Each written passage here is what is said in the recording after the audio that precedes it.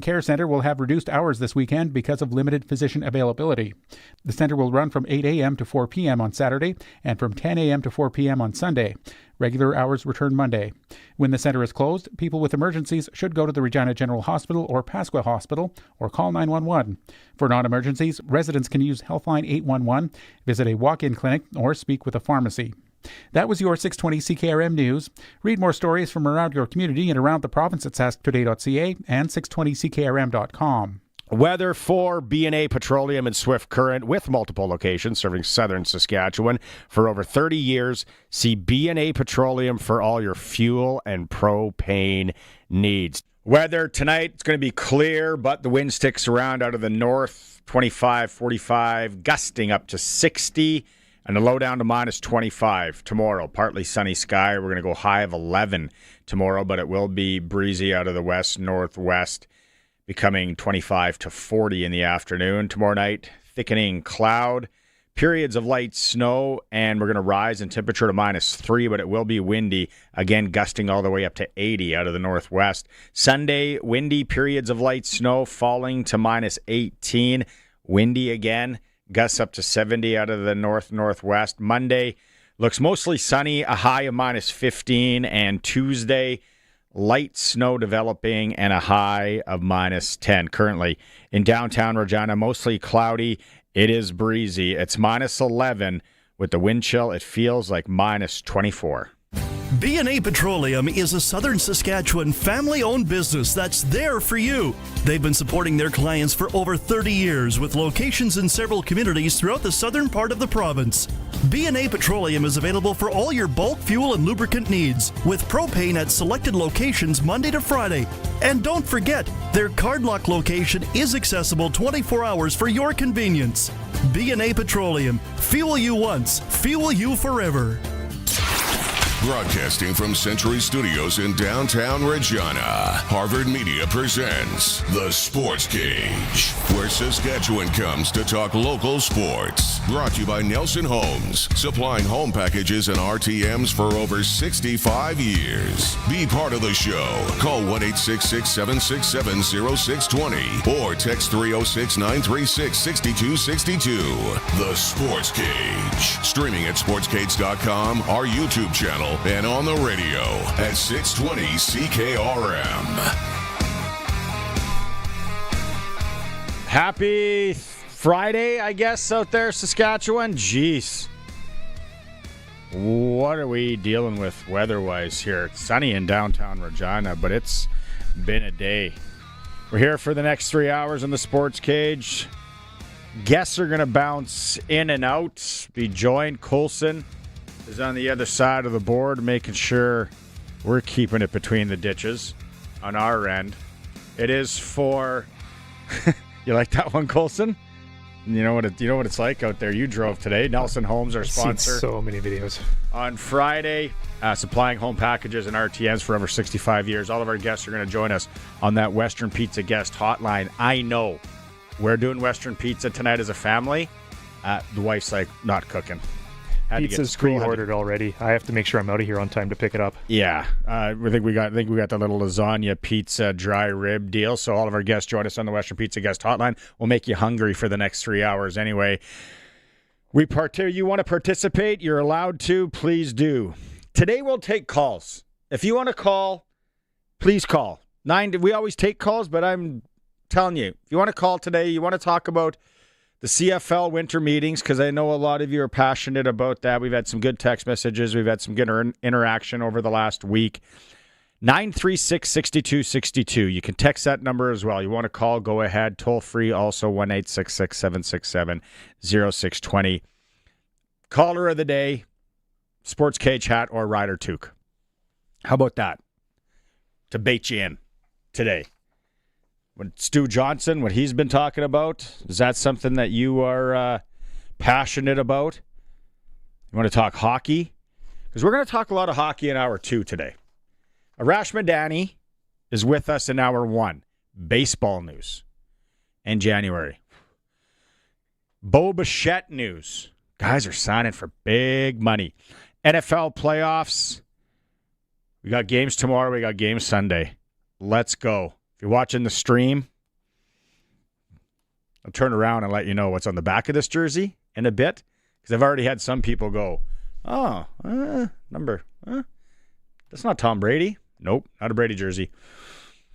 The first game tomorrow is Buffalo-Denver. Arash, want to talk about that. We'll talk about the CFL winter meetings with Arash. Sprinkle of the day. We're going to hear from Theo Fleury. He's going to be coaching the Round Lake Bears when it comes to Provincial A hockey, playing out of Ochapowace this year. We caught up with him last night on the Monday Nooner podcast. I talked to Theo about the Olympics. Theo's been to 2 Olympics. Chat with him on what he thinks about Canada going to Italy. What does he think about the rink? Dante DeCaria joins us. Pats off today, coming off a 7-0 win against the Swift Current Broncos, back in action tomorrow. Hour 2 is where we get interesting and we go hockey. Eric Francis, NHL insider. We'll talk about other things with Eric as well. You know how we roll. Going to be joined by Sean McEwan from Harvard's radio stations in Alberta. You hear him on the Wolf as well here. Big hockey fan, big sports fan. I thought, let's bring him in. He's a creative guy. His videos are very creative. So he'll come on. Also in hour 2, we're going to be joined by Darryl Wolski. We haven't been talked to him now in probably about 6-7 months. Darryl's a hockey advisor. He's sent players to the NCAA from the junior ranks. He's brought some back. He's also tied in with athletes going over to play in Europe, down into the minor pro leagues in the States. That whole East Coast Hockey League was going to go on strike thing. So Darryl Wolski will join us in hour 2. Hour 3, more on the winter meetings, and we are going to hear Coach Mace talking at the winter meetings and Jeremy O'Day. So there's the program in a nutshell. What are you thinking out there? Cancellations, if there are any kind of cancellations, please let us know. We will pass that on to people. I know some of you are driving right now. We'll pass on road conditions as well. I was just talking to Big Pear down in the pit, and he came back from Saskatoon this morning. Had to pull off the road, he said, at Davidson because they shut her. They said no more travel. Travel not allowed. Then they lifted it. Travel not recommended, but you can still go. And then he said he hit around Bethune, and it's just because of the wind and the visibility, he had to pull over. So let us know out there anything we should pass on weather-wise. It was nasty, and it is nasty because the wind, we got snow buildup on intersections. I'm sure there's highways where you have the highways and you drive between the trees or the shelter belts on either side or whatever you want to call them, and then it builds up there. So you're flying down the highway, 100, 120, whatever you're going, and then you hit one of those situations, and it's like, whoa, whoa, whoa, whoa. Then I got to thinking, Colson, I don't know about you. You're a lot younger. Back in the day, like I'm talking the 80s, when I, Atom hockey and whatnot, we were going to tournaments. And I remember there's no winter tires. There's a lot of rear-wheel drive vehicles. And you sat there and you were hopefully had the seatbelt on. The back of we had a station wagon. We rolled this big station. There was a lot of meat in front. So I think we would have gotten an accident. Could have been, a little bit meaty there we could have taken. But I remember it was Peggy Wiggins, Jason Wiggins' mom. She hit the ditch in her little blue, whatever it was, right before Dundurn, Saskatchewan, because we're coming from Saskatoon. No winter tires. I think it was rear-wheel drive car. Hit that ditch. That sticks in my brain. I'm like, what were we doing? Driving for an exhibition hockey game out wherever. I know there's some people that were going to Saskatoon today for a tournament. If they didn't leave yesterday early enough, then they were in that predicament. We're hockey parents. We've all been in that predicament where you go, all right, what are we going to do? It happens, I feel, all the time when we have to go to Winnipeg for a tournament. Whether it's spring, whether it's winter, it doesn't matter. I told the story on the Sportscage before. My boy Robbie, he drove the one time, and it was basically from Regina to Winnipeg, white knuckle. White knuckle. Semis pulling over, semis jackknife. We're going. It's a kids' hockey tournament. For some reason, we got to go. We are crazy. We get to the Viscount Gort in Winnipeg. Robbie undoes a seatbelt, shuts the vehicle off. Sat there. I equated it to Sully Sullenberger after he landed on the Hudson. The stress and what he went through. So I had to go get him a beverage. I remember that. There's also a Greg from Piffle's podcast. They're at a big cheer event in Edmonton. So they left yesterday. Yep. Bunch of the families weren't going to leave till today. Now what do you do? Are you going to make it now? Well, I don't know how cheer works. What's the delay situation? Good question. Can you ask for a redo, a later tea time, so to speak? Can we play later? Can we perform later? Because my niece is on the same team as his daughter, so they're up there too. It's the family that I'm married into now, so I'm not super familiar with cheer yet. But the few events that I've been to, they have it dialed in time-wise, so I don't know any idea how they would reschedule that. But yeah, the weather yesterday was reminding me. I think it was in like 21. We had felt like every 2 weeks we had a snow blizzard with blowing snow that year. And for whatever reason, every single time we had one of those storms, I was driving back home from like PA or Saskatoon or North Battleford for work in a rear-wheel drive cargo van that was sometimes full of equipment, but if it was only half full, I had no weight in the back and no cruise control. No. So cruise control is a luxury these days, but if I'm having to drive 4 hours, it's kind of nice to have. There's so yeah, rear-wheel drive, anything. That's supposed to be. Here, Roscoe brings up a good point on the Prairie Land Rentals text line at 936-6262. People, that's to the masses out there, don't complain about Sask Power workers stopping for coffee. How about buy their coffee? A meal. They deserve it. Anybody working outside, last night, weather like today, hats off to you. I told the kids last night, I said, charge your phones. Make sure your phones are charged. We just went through this a few weeks ago, and it was the end of the world. You guys lost your minds. It was like, I only got 10%. It's like, charge them, because this kind of weather, when it's blowing and it's going to be, we could have power outages here. And then the SAS Power crews got to go out there and get it done. EMTs, firefighters, police officers, driving. It sounds like SJHL games are going. Sounds like Western Hockey Leagues games are going. Anything else, like I said, let us know. We'll pass it on. If you're driving, be safe. Obviously. And when you're a kid, you're oblivious until you see Peggy Wiggins hit the ditch. But you're oblivious. You're thinking that, dad's got the wheel or mom. I'm okay. It's like when you get into a taxi and you're in a big city. Do I need the seatbelt? Guy's a professional. I'm going to be okay here. He's a taxi driver. Look, he's got that licensing up there. It's all good. We put a lot of trust in sometimes people maybe we shouldn't. Did I ever tell you I worked at the airport for a bit? An airport. Once or twice. When I was younger. And the one thing, there was the baggage guy loved it. Such a fun part-time gig. Then winter rolled around. We had to de-ice planes. We were on the de-ice truck. That water is hot. That chemical is expensive. That's what I remember. So they're training me how to de-ice a plane in literally 40 minutes. Like, something doesn't sound right here. I don't think I should be doing this. I shouldn't have the responsibility to drive this truck or to go up in that boom and spray down the wings and the tail. You only had to do it certain, and then they would go and don't use too much because it's really expensive. How about I just don't do it?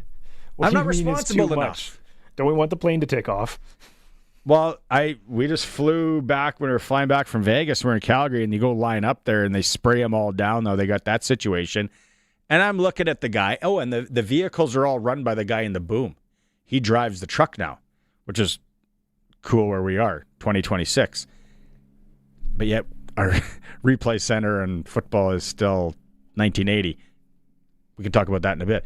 And I'm like, yeah, that guy, we think that's a professional doing the spraying of the wings and the plane. If it's anything like my training, that guy's just chucking her wherever. It's the guy who showed up for shift last. Yeah. You got a video too of course, bike guy. Yeah. This morning in that snow, can't see. There's always someone biking or someone going for a jog. When it's windy and snowing sideways, he's got a light though. At least that guy's legit. He knows what he's doing. He's got the big tires, and he's bike guy. Winter meetings wrapped up in Calgary for the CFL. A lot was being talked about. One of the main things, well, there's a few main things, and it's all subjective. Some people think other things, was expansion. We've talked about it a lot on the show this week. People have been messaging in, Prairieland Rentals text line at 936-6262, letting us know what they think. Yesterday it was Kim from Kelowna that said, well, you're partially right on the CFL probably not working in Kelowna, but then there's the fans, the diehards like me that moved out here from Saskatchewan. I want to go. I don't know. Is there 12,000 Kims, 10,000 Kims in the interior to go to a CFL football game? That's the one where I go, I don't think so. I don't think that's Kelowna's jam, is to go to Canadian football. Seems a little too posh. They're into different things. It gets hot, all that. But if you missed it, Stuart Johnson on expansion this week being talked about more. I will say that has not been a topic of our winter meetings so far. I think what you heard from me probably the last time I talked about it was over at Grey Cup State of the League and maybe a couple of updates since then. Bullish, yes. Motivated, yes. But no timelines. It's a significant process. I think most who've been following the league have known that we would love to get to a 10th team. I'm no different. Stadium issues continue to be the number one problem to solve. I think there are a couple of areas across the country where there's some opportunity. We certainly continue to receive a significant amount of inbound interest from individuals who are interested in being a part of our league. We'll continue to have those conversations, and I'll certainly update you as soon as I can. I want to know the individuals that want to be a part of the league. And are we to jump to the conclusion that those are Canadians? It could be from another country, then they're not moving the team. They have an idea to put it somewhere here as well. But he talks about there's no timeline, and then he kind of comes back with 2030. Play that one, Colson. I will put 2030. I would love to see a 10th team join us by 2030. I think that's a great date to focus on. Bullish, isn't it? We're in 2026. I know a lot of us still think it's like, well, yeah, is that 2022? We still got 8 years. No, it's 2026. That's like 4 years, just 3 years away. They talked about football operations cap, the TV rights, how that's coming down, and they're still talking about that. And then another big one is the decision or the recommendation, Colson number 13, not to change the timing rules in the final 3 minutes of a game. There was a lot of consistency in the philosophy of no lead is safe.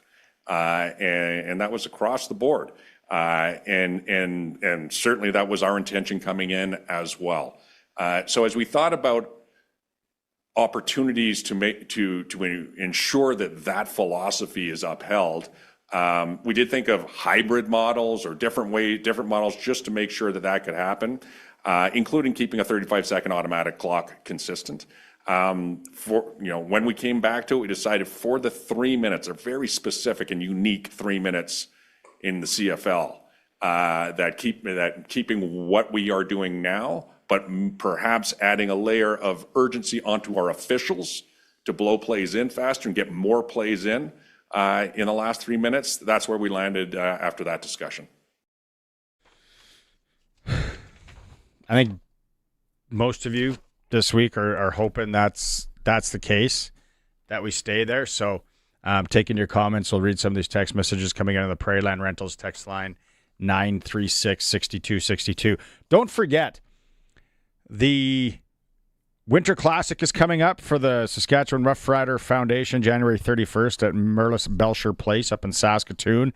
It's Team Getzlaff versus Team Lawther. We talked to Brett Lawther yesterday, had some fun. Also, the Rider Foundation is doing a winter breakaway 50-50. The guaranteed payout on this bad boy, $50,000. Also, a hot tub up for grabs, an all-inclusive Mexican vacation, flights to Cancun, or you can take $6,000 cash. That's one of the bonus prizes. And then the early bird prize, how about a little baseball and hockey in Toronto? A Leafs game and a Blue Jays season opener. Round-trip flights to Toronto, 4 nights in a downtown hotel, 2 tickets to the Rangers and Leafs, March 25th, and then 2 tickets to the Blue Jays and Athletics game, March 27th. You can take $7,000 cash if you don't want that. So you got the $50,000 guarantee, you got the hot tub thing, you got the Mexican vacation, and the early bird of the Leafs Blue Jays game. Riders5050.ca if you want to take advantage of it, and if you want to look up more, maybe get tickets to the Winter Classic coming up January 31st, you can find all the information at riderville.com/Winter Classic.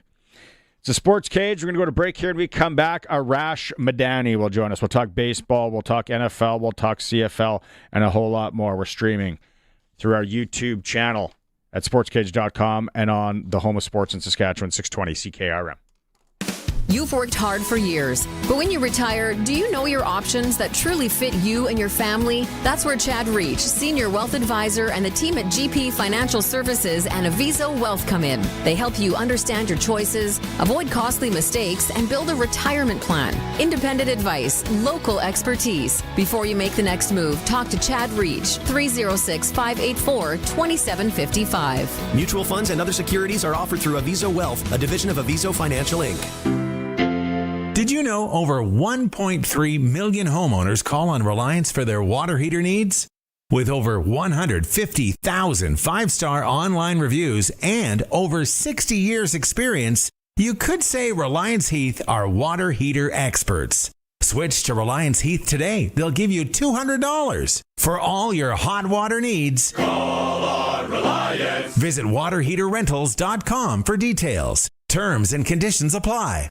Winter in Saskatchewan tests everything, our patience, vehicles, and sometimes our bumpers. From icy parking lot dings to serious highway mishaps, choosing local matters. At Regina Motor Products Collision Center, we're Saskatchewan owned, run, and we drive these roads too. An SGI accredited full-service collision center working on all makes and models. Submit your SGI claim and book your appraisal. It's easy. When you need repairs you can trust, it's neighbors helping neighbors. Regina Motor Products Collision Center, south at Highways 1 and 6 Albert Street, rmpchevrolet.com.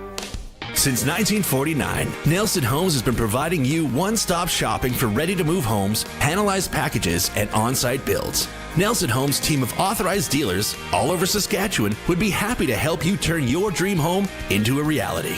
In the Saskatoon area, call Kurt at Canadian Timber Homes or call 1-800-661-6534 for more information. Nelson Homes, trusted quality and service since 1949. It's time to go coast to coast with Arash Madani for Smart Investing Solutions. Be smart with your money. Call Brian Gawley at Smart Investing Solutions, 546-2533.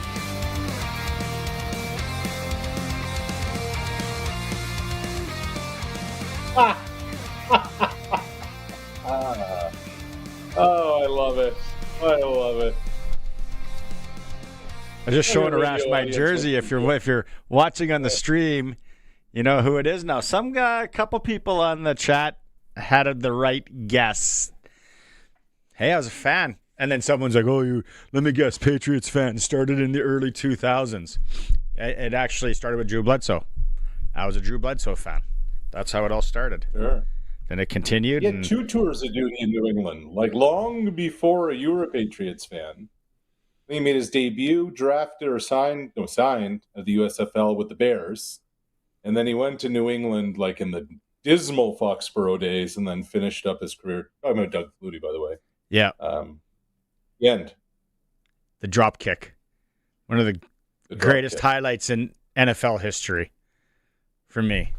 Along with the Atlanta Super Bowl and then the interception on the goal line. And So shameless self-promotion. I do a weekly show with Doug Flutie and Milt Stiegel called Flutie versus Stiegel. Go figure. Available on Spotify and Apple.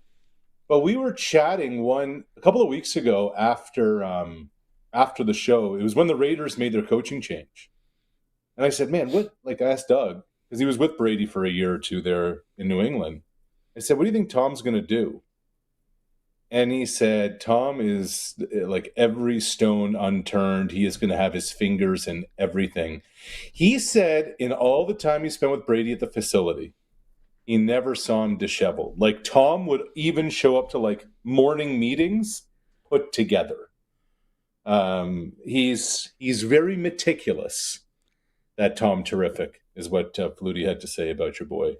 TB12. I know he was married to a model, which is probably not a super model. Yeah, probably wasn't a lot of schluffing around, a lot of going out without makeup on. And Tom had a lot of work. Tom's had a lot of work done himself, though. Yeah. Tom looks like he should be driving an Escalade in downtown Kelowna these days. Do you not find Tony Romo's done the same? But it feels like whatever needles that froze his face have kind of moved into his brain the way he's analyzing games these days. I would say Troy Aikman. I would say Troy Aikman has had some work done. Lots. Yeah. But Troy's still an elite analyst. I don't know what's happened to Romo. It feels like Romo has no idea what's going on the field these days. He just kind of doubled things down with predictions. And it was like, some are going to hit. Some's going to be black. Some's going to be red. Let's put our chips. Can't really put it in the middle. So, yeah. Okay, where do They're spinning the ball, Jim. They're spinning the ball around the wheel. It's going to be black or red. That's good. Jim. That's good. That's good. Okay, let's start with baseball. Oh, some money. Yeah. Bo Bichette.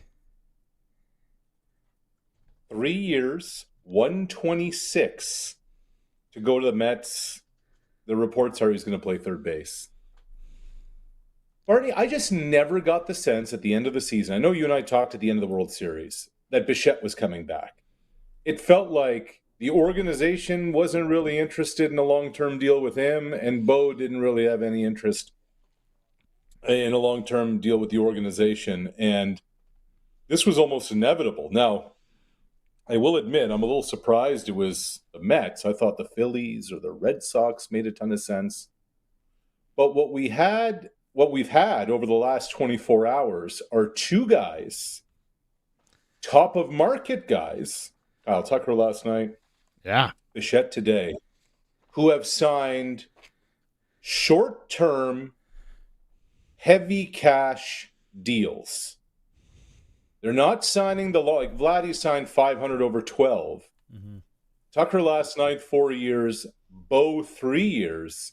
My sense in all of this, Barney, is that we're looking at a labor stoppage in 2027, and these dudes don't want to lock themselves into something. They want to have the option of seeing what's going to be out there if there's going to be a new CBA. Very, very interesting. Do you think the Jays were actually in play with Bichette? I know we talked about it at the end of the season and where things have gone here. Was that the number that maybe Bo's representation was throwing out or around there, and they were just like, hey, we're out? Or how do you think it went down? Like, has this been something that probably didn't happen overnight? No. I spoke with a well-placed source late November-ish, well into the offseason. Maybe it was even into December. And the sense I got then is that the Blue Jays didn't really have interest in bringing Bichette back. I also never really got the sense that Bo wanted back. Now, inject into the conversation $42 million per times 3 when you're paying Vlad what you're paying, when you're paying the pitchers what you're paying, et cetera, et cetera. I almost think it almost made it a non-starter. So when you talk labor stoppage in baseball, what are we talking at as far as odds on this maybe happening and when? I would be shocked. I would peg it at this. I would say there is a less than 5% chance that the 2027 season starts on time. Oh. I would be shocked if they play 80 games. Like, it's a 162-game season. I'd be shocked if they play 80 games. I would not be surprised if they do not play baseball in 2027. Who takes advantage of that? The owners. The owners hold all the cards. And the owners are hell-bent on getting a salary cap in. Like, look, last night, or yesterday afternoon, Steve Cohen, the owner of the Mets, tweeted, "I'm looking for smoke." And what he meant by that is, when there's a new pope, there's white smoke that comes out of the Vatican. He was talking about that with Kyle Tucker. The Mets were convinced they were going to get Kyle Tucker. And the Blue Jays were pretty confident, hey, we're going to get Kyle Tucker. And then you know what ended up happening? The team that's won the World Series the last 2 years, that has like 6 of the richest contracts in the game, the Dodgers ended up with Kyle Tucker. And it's like, God bless them. They're willing to spend, they're making the investments, etc. But the way the economics of the game work now, unless you have an owner, an organization that is they just care about winning, there's no financial incentive to win. The Colorado Rockies lost over 100 ball games last year, and they ended up like top 8 in revenue overall last year because of the distribution of the media rights and merch and all that kind of stuff. So it's like, okay, so if we spend $400 million on payroll, or if we spend under $80 million in payroll, we're still going to be top 10 overall? Huh. Yeah. The salary cap, when you, like, again, I not a big, huge baseball fan, was really riding it this year. It was a lot of fun. It's a casual outside observer. It's like, how is there not? Like, and then you have what Los Angeles is doing here. Let's move on from baseball. We'll go to NFL in a bit. CFL winter meetings. What jumped out at you from everything that you heard? What piqued your curiosity? Well, I heard you throwing some sound before the break. I watched the entirety of Stu Johnson's State of the League, or update, or whatever you want to call it, afterwards. I really I was taken aback at the way people are positioning stories based on things that are just said, but not with the spirit and intent of what the commissioner is saying. Okay, the question was posed about expansion. And Stu said, look, we have no timeline. We don't know. There are inbound calls.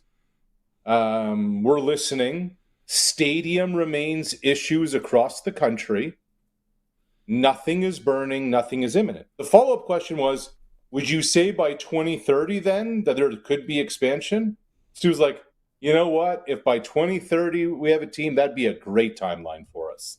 And then suddenly the story is CFL hopes to have expansion by 2030, which was not at all the spirit of what the commissioner was saying at all. But it's like there's this appetite by some people out there to try and create content or a storyline that doesn't exist. That was puzzling to me.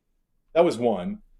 The other is I just don't understand why at a time where the league wants to be innovative, where the league wants to make all these kinds of changes, they're still stuck in the dark ages in the final 3 minutes. We're going to play with a certain play clock for 57 minutes. We're going to change and do things differently. But in the last 3 minutes, and this guise of no lead is safe, just because the clock stops after every play doesn't make things exciting. We saw playoff games last year that just dragged. Offenses doing next to nothing. You're not incentivizing teams to have hurry-up offenses, to run 2-minute offenses, etc. I thought that was a real miss by the league.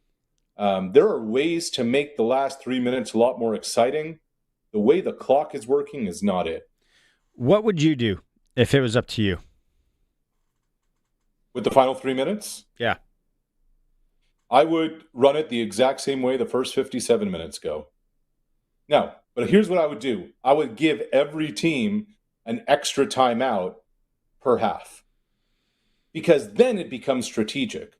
Like when we watch the NFL playoffs last weekend, this weekend, whatever, because we all play Madden, we feel like we are actually knowing how to operate the clock. And you know what? In a lot of ways, we're probably better than some of those coaches.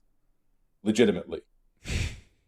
Stopping the clock after every play and then having it whistled in, etc. Give them timeouts, and then let's go watch that unfold. Let's get the teams running up to the line. Let's get guys out of bounds. Let's make this. That's exciting football. That's the way I would do it. Timeout strategy matters. I don't mind the extra timeouts. The one thing that I'm starting to think, why are we hung up on 3 minutes? Yeah. Right? I guess the 3 minute warning, yeah. You know, and don't shoot me, don't come at me here. I'm just saying. It's like 3 minutes. Well, okay, then maybe do we move that to 2-ish? I have no problem.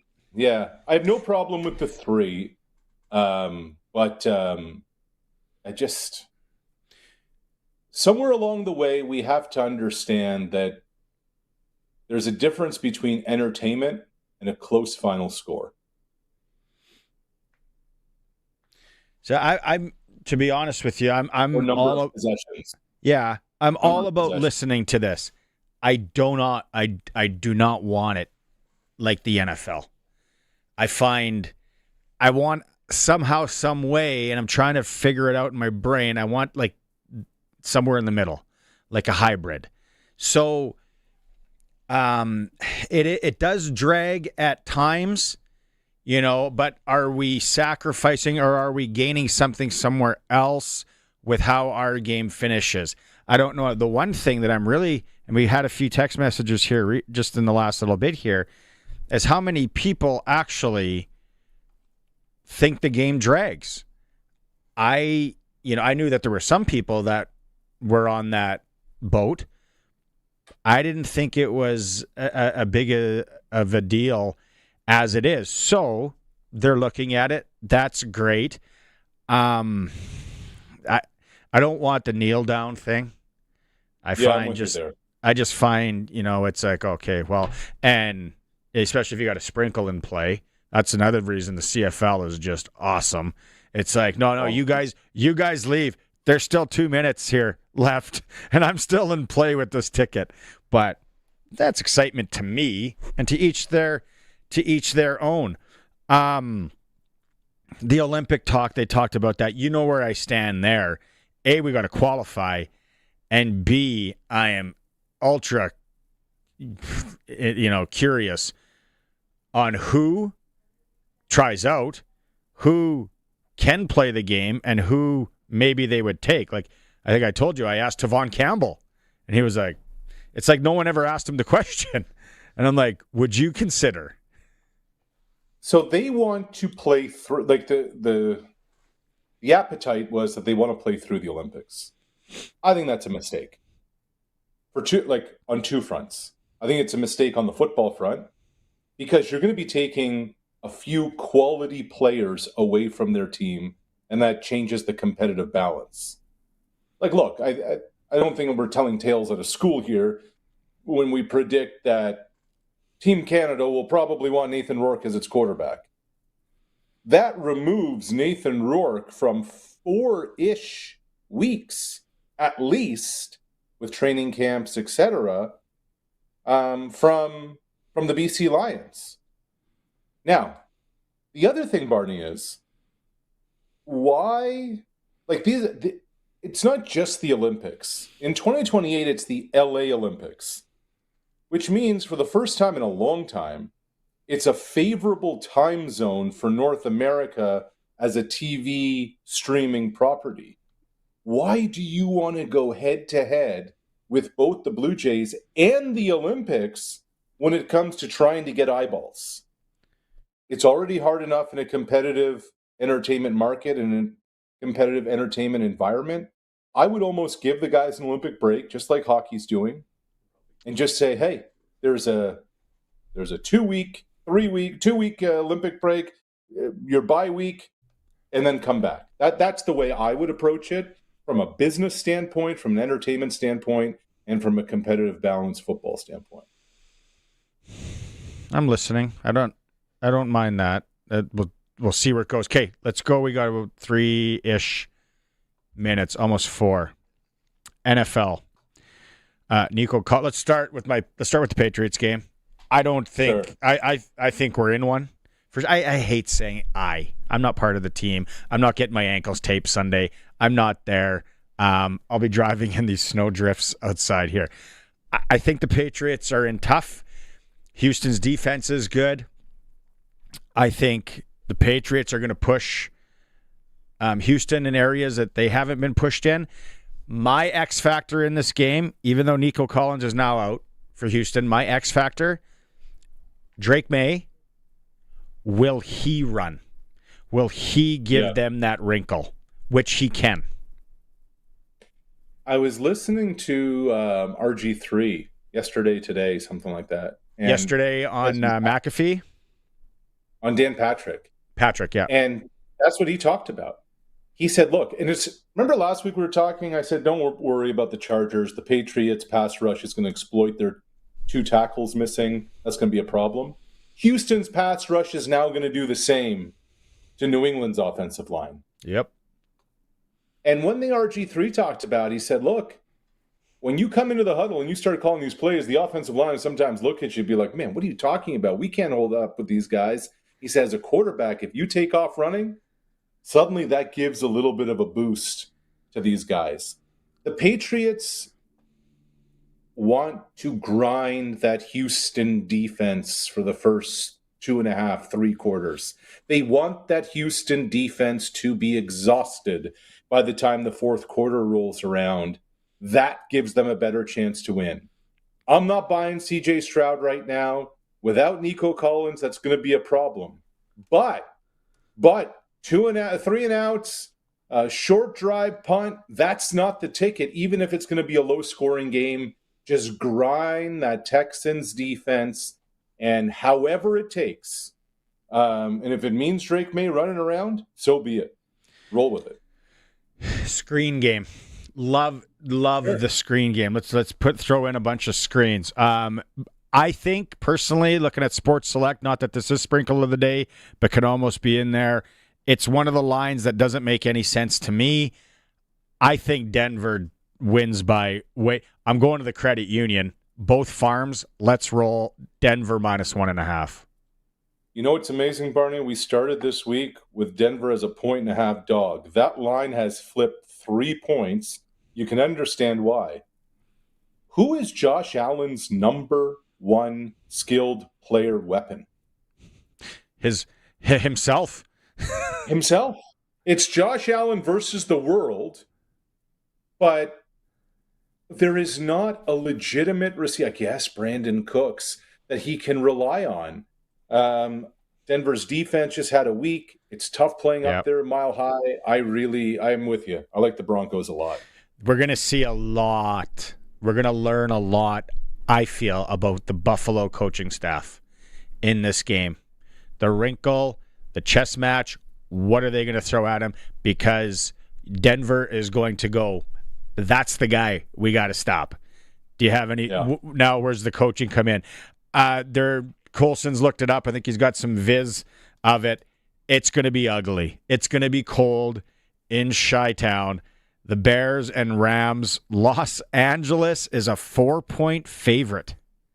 Look at this. Look at this. If you're not watching the stream, it looks like Regina this morning. The snow is sideways.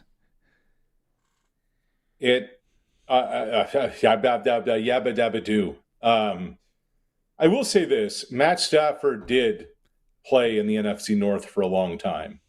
He, with all those years in Detroit. So he's gone into Chicago. He's gone into Green Bay.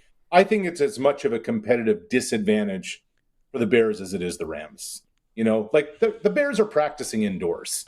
They're not putting their players out there. Like, the question becomes, how do you count out Caleb Williams in the fourth quarter? He's a video game. Like last week, he had almost 200 total yards, 2 touchdowns, no picks in the fourth quarter. They're a different team in the final 15 minutes than they are the first 45. I thought we were going into like some Flintstones stuff here with I thought you wanted to no Fred. 49ers Seahawks. A guy with the name of Barney. I better be able to do a Barney impersonation, right? That was pretty cool. 49ers Seahawks. I can't see it. I would love to see it for the storyline. This would be Miracle Herb Brooks style, where how banged up, not that level. I mean, I'm being facetious, but how banged up San Fran is, and they went into Philly and won. Speaking of coaching staff, and Brock Purdy he's a baller, man. I didn't really believe in him. Starting to really believe. Let's go with the spread. 7 points, Seattle. I am old enough to remember 2 Saturdays ago when San Francisco went up to Seattle and got smacked around and their offense couldn't do a thing. We spend so much time talking about Sam Darnold not being a playoff performer, and we spend so much time talking about the Texans' defense, that what Seattle does on the defensive side of the ball is almost lost here. That Seahawks D is legit. My prediction, actually, Barney, is that the Seahawks are going to the Super Bowl. So I just think they roll San Francisco again, just like they did 2 weeks ago. All right. We're up against it. There we go. It'll be interesting. We get to regroup on Tuesday. Tell Doug. I owe you an interview with Doug Flutie. We will make that happen. I had forgotten. I love that. Yeah. All right, buddy. Have a great weekend. You too. There he is. Arash Madani, Coast to Coast with Arash Madani is brought to you by Brian Gawley and Smart Investing Solutions. Be smart with your money. You can call Brian and his team, 546-2533. It's a Sports Cage. We're streaming through our YouTube channel at sportscage.com.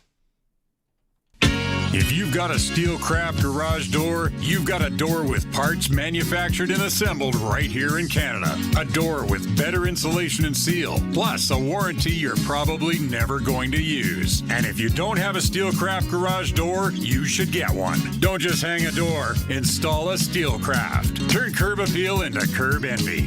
Steelcraft door, Steelcraft door, Steelcraft door. We offer more. Steel-craft.ca. Since 1949, Nelson Homes has been providing you one-stop shopping for ready-to-move homes, panelized packages, and on-site builds. Nelson Homes' team of authorized dealers all over Saskatchewan would be happy to help you turn your dream home into a reality. In the Saskatoon area, call Kurt at Canadian Timber Homes. Or call 1-800-661-6534 for more information. Nelson Homes, trusted quality and service since 1949. Out here in southern Saskatchewan, the sun shows up for work every day. Might as well make it earn its keep. That's where Keln Solar comes in. These folks travel all over the province helping people put solar on their homes, farms, and cabins. They're local guys, Sask-born, Sask-raised, and not going anywhere. Except, to your place. Now's the time to start planning for spring and summer 2026 bookings. Give Keln Solar a call and they'll come show you your best options. Keln Solar. They move the power so you don't have to. KelnSolar.com. When you play Sports Select, you're part of more than the game. You're backing over 12,000 sport, culture, and recreation groups across Saskatchewan funded through Sask Lotteries. So go ahead, make your picks at sportselect.com, generate your QR code, and lock in your bet at your local Lotto Spot retailer. Every play is 100% legal, and every ticket supports your community. Sports Select. When you're ready to play, bet on the original. Must be 18 plus. Please play responsibly. It's time for the Sports Ticker, brought to you by Reliance Heath Water Heater Rentals. Switch to Reliance today and get $200 cash back with your new water heater. Some conditions apply. Call on Reliance. All systems are a go in the Western Hockey League. Swift Currents in Saskatoon, Prince Albert at Lethbridge. Moose Jaw continues their U.S. swing in Seattle. SJ from all signs, we'll go there too. Let us know if we got anything missing. Estevan's home to Melfort. Weyburn travels to Melville. Yorkton at Nipawin. Warman hosting the Battlefords Kindersley in La Ronge. PJHL, the Prairie Junior Pilot Buttes at the Regina Capitals. Assiniboia at Moosomin. Canada West Curling Championships continue in Edmonton. All the details at sportscage.com. It's for Reliance Heath. $200 back with your water heater right now. Some conditions apply. Call on Reliance. Regina Pats off tonight, but back in action tomorrow at the Brandt Center. We talked about it the other day. We're talking about a lot. Points have a premium right now. Pats big win over Swift Current, 7-rip. The other night, Dante DeCaria, voice of the Regina Pats, joining us. Before we tee up tomorrow night's game, Dante, 7-0. We don't see a lot of 7-0 games with a young Regina Pats team anymore. And was it a first shutout for Schlenker? Yes, it was. First WHL shutout for Merrick Schlenker, so that's super exciting for him. So congrats to Merrick. I know it's only 22 shots on net, but he had played some really good hockey leading into that game. So from speaking to, some of his teammates after the game, they really felt that he was finally rewarded with a shutout, given that, he had played so well leading up. And yeah, season high 7 goals. To win 7-0 is always pretty exciting, so it's on to the next one, right? We go tomorrow night. Victoria's in town. Victoria's trip here every other year. They are, I guess, kind of, I wouldn't want to say struggling, but they're in 8th in the West Conference, so their points are at a premium for them as well. The Pats are 8th in the Eastern. What can you tell us about Victoria? Victoria's a good team. Now, obviously, everyone understands that they did lose some star power in the offseason. Keaton Bearhoff, obviously, and, Cole Reshny leaving. And those are 2 players that played for Team Canada at the World Juniors. So you knew that they were going to take a little bit of a step back. They finished second in the entire Western Conference last year of 91 points. And they made it to the second round before being, taken down by Spokane. So they're not necessarily as deep as they were last year. They're very good in net. Ethan Eskett is their goaltender. He's one of the top goaltenders in the WHL for save percentage, goals against average, and wins. So they're very good in net. As far as their forward group is concerned and their record, they might be 8th in the West, but they do have 17 wins this year. Regina has 14. They're above 500. The Pats are not. So the Western Conference is a little bit of a tougher conference. It looks like all 8 teams are probably going to finish with an above 500 record. If you look at the Eastern Conference, Moose Jaw, Regina, 7-8 right now are probably going to finish the season with an under 500 record. Now, obviously, things could change. So Victoria's a very good team. You can't underestimate anybody in the West. The big thing to talk about, Barney, is that the Pats have not picked up a single victory against a Western Conference team this year. So that needs to happen tomorrow. Sure does. Take note, people, 6 p.m. puck drop, because it is a Saturday start. It's Be a Superhero night. What does that mean, Dante? Mm-hmm. Well, what that means is that we're continuing to raise funds thanks to RE/MAX. The league has once again partnered with them. Usually it's Nickelodeon night. This year it's Be a Superhero night. So the Regina Pats will be wearing superhero-themed jerseys, and they will be auctioned off after the game. Auction runs until 7 p.m., and then fans will have the opportunity to go on the ice, the winning bidders, and get their jerseys signed right after the end of the game. So that's always kind of a fun touch. The league and RE/MAX have always kind of done something like this over the last couple of years. The cool touch to this game and to the specialty jersey is that Pats players will be wearing actually some capes during warm-up, and Captain Efren McNutt for the ceremonial puck drop will be wearing a cape. And then we've got, kind of a nice little touch planned. I won't give it away just yet. So specialty jersey night, obviously pretty exciting. We've got 2 more after this one remaining in the season, the Indigenous Celebration Night and the Fan Design Jersey Night. So it's always a fun time with that. Tomorrow night, will Maddox, Schultz, Liam Pugh be in the lineup? They will be in the lineup tomorrow, both of them. Fortunately, they will not be on the Alberta road trip next week. Just kind of how things add up with their schedule with the Pac Canadians and obviously, the Circle K that happened and everything like that. They're mostly going to be playing home games given how their schedule is kind of based off what the Patsies are doing. So they'll be playing pretty much every home game the rest of the season. Right on. All right. Have a good one tomorrow, Dante. All right. Thanks for having me. 6 p.m. puck drop tomorrow night. Victoria's in town. Yeah, that's interesting. The Pats haven't beat anybody from the West this year. Superhero night. Whatever your favorite superhero is, dress up as that. I was a big Astro Boy guy. Or Ace. Didn't like Gary much. Ace wearing a cape for the face-off. Reminds me of Larry David in that Seinfeld episode. George's dad is walking around with a guy with a cape. 6 p.m. Brant Center. Regina, Victoria, tomorrow night. You want to go? 2 tickets right now. Colson's telling me. 2 tickets. If you want to go to the Pats game, call right now. 936-6262. And you could be going to the Pats and Victoria Royals tomorrow night, 6 p.m. at the Brand Center. It's a Sports Cage on the home of the Pats, 620 CKRM. The pink mineral was front and center in the news in 1976. I'm Andrew Dawson with 100 years of CKRM. In 1976, the government took over the potash industry in Saskatchewan, creating Potash Corp of Saskatchewan as a crown corporation. Now, this generated a ton of debate, both politically and in the business community, as some business groups were opposed. PCS started with very humble beginnings in its first fiscal year from 1976 to 77. By the end of that time, the company had acquired 2 mines, the Duval Mine and the Sylvite Mine, renamed the Corrie Division and the Rocanville Division, respectively, and had increased its production capacity from 0 to the second largest producer in North America with over 540,000 tons. PCS merged with Agrium to form Nutrien in September of 2016 and remains based in Saskatchewan. Learn more about 100 years of CKRM at 620ckrm.com.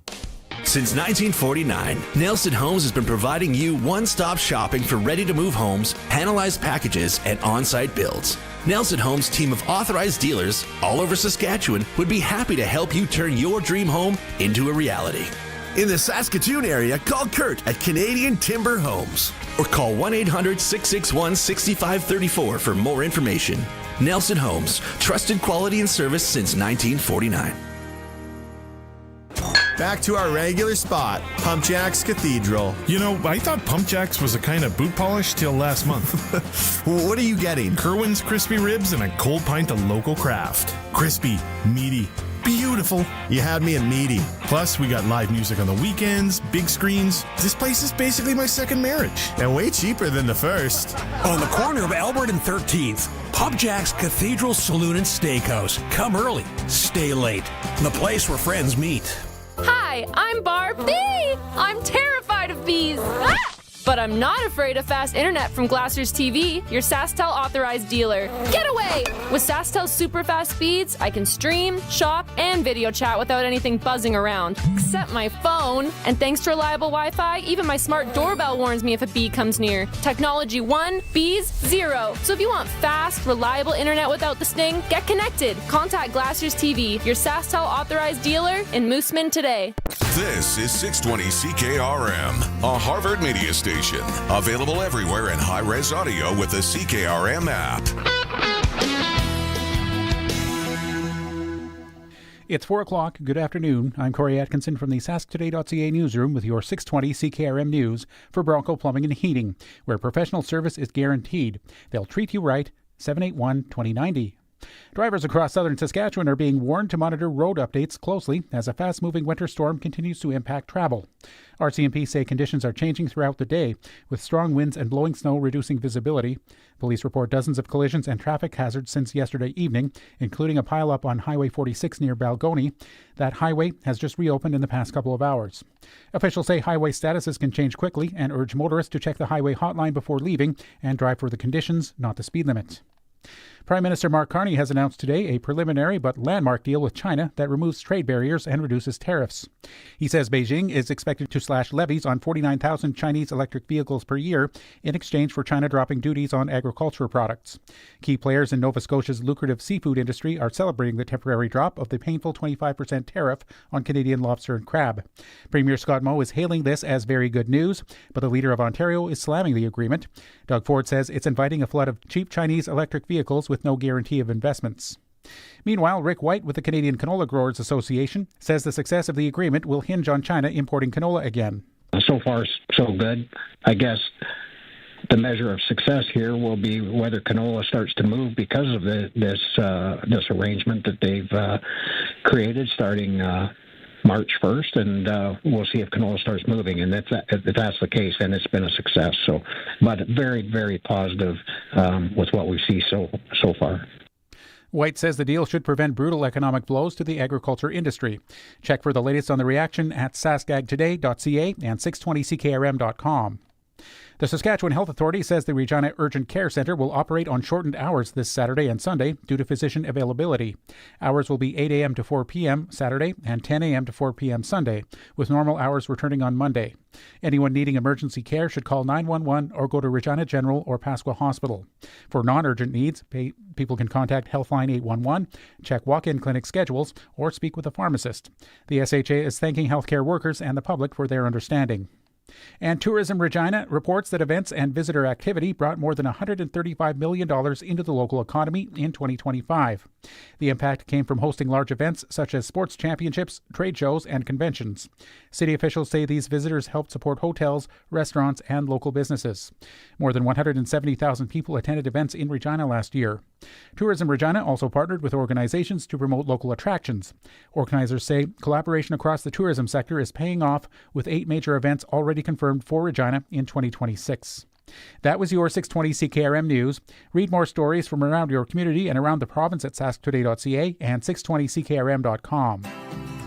Winter's coming. Is your home ready? At Bronco Plumbing, Heating, and Cooling, they install high-efficiency brine furnaces that keep your family cozy while saving energy and money. Their professional team takes care of everything, from installation to long-term service, so your home stays warm for years to come. Call 781-2090 or visit broncoplumbing.com today. Bronco Plumbing, Heating, and Cooling, and Bryant, whatever it takes. Brought to you by Line X Regina, Serious Protection Killer Lux, 1865 McCarra Street. Weather tonight, it's going to be clear, but the wind sticks around out of the north, 25, 45, gusting up to 60, and a low down to minus 25 tomorrow. Partly sunny sky. We're going to go high of 11 tomorrow, but it will be breezy out of the west, northwest, becoming 25 to 40 in the afternoon. Tomorrow night, thickening cloud. Periods of light snow, and we're going to rise in temperature to minus 3, but it will be windy, again gusting all the way up to 80 out of the northwest. Sunday, windy, periods of light snow, falling to minus 18. Windy again, gusts up to 70 out of the northwest. Monday looks mostly sunny, a high of minus 15, and Tuesday, light snow developing and a high of minus 10. Currently in downtown Regina, mostly cloudy. It is breezy. It's minus 11. With the wind chill, it feels like minus 24. For 40 years, the team from Line X Regina has been protecting vehicles across Saskatchewan, and we're changing with the times. 3 generations of our family have protected your vehicles. Our business has evolved, and we're not stopping now. The next generation is here. Same family, same commitment. Ready for the next generation of truck beds, rocker panels, trailers, bumpers, and running boards in all kinds of colors. Line X Regina, 1865 McCarra Street, the next generation of protective coatings. Broadcasting from Century Studios in downtown Regina, Harvard Media presents The Sports Cage, where Saskatchewan comes to talk local sports. Brought to you by Nelson Homes, supplying home packages and RTMs for over 65 years. Be part of the show. Call 1-866-767-0620 or text 306-936-6262. The Sports Cage. Streaming at sportscage.com, our YouTube channel, and on the radio at 620 CKRM. Friday Sports Cage, like he said, it's for Nelson Homes, supplying home packages and RTMs for over 65 years. Prairie Line Rentals text line is open, 936-6262. Let us know about the roads in the area. I'm looking at the old highway hotline right now. Travel not recommended. It says Highway 33 out of Regina. Says highway not recommended and around Pence and Belle Plaine as well. And then south to Avonlea. North on the 6 doesn't look super great as well. Let us know. We can pass on the information. Sounds like all SJWHL games are a go. Maybe there's some senior hockey games that are going to be canceled. Some rec hockey or minor hockey as well. I know some people were going up to Saskatoon today and they pulled chute, and I started talking about when we were kids. Remember in the 80s? No winter tires, rear wheel drive, seatbelt on. Mom and Dad, they were pros. Nothing was going to happen. Then outside of Dundurn, we saw Peggy Wiggins hit the ditch in her little rear wheel drive vehicle with her son. I was scarred. After that, it's scary out there. It was snowing sideways all day. It wasn't a great day. Bike guy was out, though. Colson found video of bike guy out there. I'm sure there was someone jogging this morning. Doesn't matter what the weather is. There's people always doing that. This hour, there he is right there if you're watching the stream. Good on you, bud. Good on you, going for a rip on your bike when it's snowing sideways. I teed this up. First time in the Sports Cage, bringing him in for the next hour. We're talking hockey. Young Sean McEwan, you hear him on The Wolf, our sister station. Also, X in Calgary and X in Red Deer. Am I missing any X's, Sean? No, none that I would want mentioned on the show, at least. You're originally from Ontario, Oshawa. Yep. That's correct. I don't know what the weather's like there, but it's Canada. It's not like you grew up in Punta Cana. Any, back in the day, those hockey tournaments, mom and dad loading you in and being like, should we really be on the highway here right now? Yeah, quite a bit. Me and my brother both played hockey, and I specifically played on for 2 or 3 years just a tournament team. So we played like 6 or 7 tournaments every single year. So every weekend, the parents were loading up the minivan. We were stopping at McDonald's, getting breakfast. Yeah, the old the good apple juice with the tin lid on top of it. Tin lid. Yeah, hitting the road and then just going. And I don't know if we ever missed a tournament. I did get a ride one time with somebody whose dad didn't listen to anything in the car, and it was a 2-hour drive, and it was just silence, which was terrible. Weirdo.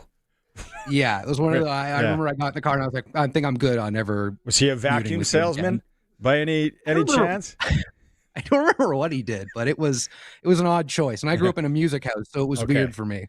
Degrassi Junior High people, those apple juices with the tins though, those were also, as you got older, those turned we maybe playing junior and around there. Those turned into good spitters as well. Those are a good spitter. What was your go-to though? I'm an Egg McMuffin guy. I'm still just a sausage McMuffin. If I get it, sausage McMuffin. My wife gets the chicken McMuffin, which I didn't even know was the thing that existed until she told me about it. Yeah, she probably drives with listening to nothing else then too. That whole chicken muffin. I'm like, I don't know. Weird. Okay, this will be fun for the next hour. We got a lot of hockey. We got Eric Francis coming by, and then later, advisor/agent Darryl Wolski. We're going to talk about the NCAA, WHL things. A lot of kids have gone. Some have come back. A lot of questions to fire there. Colson, let's get it going with Eric Francis.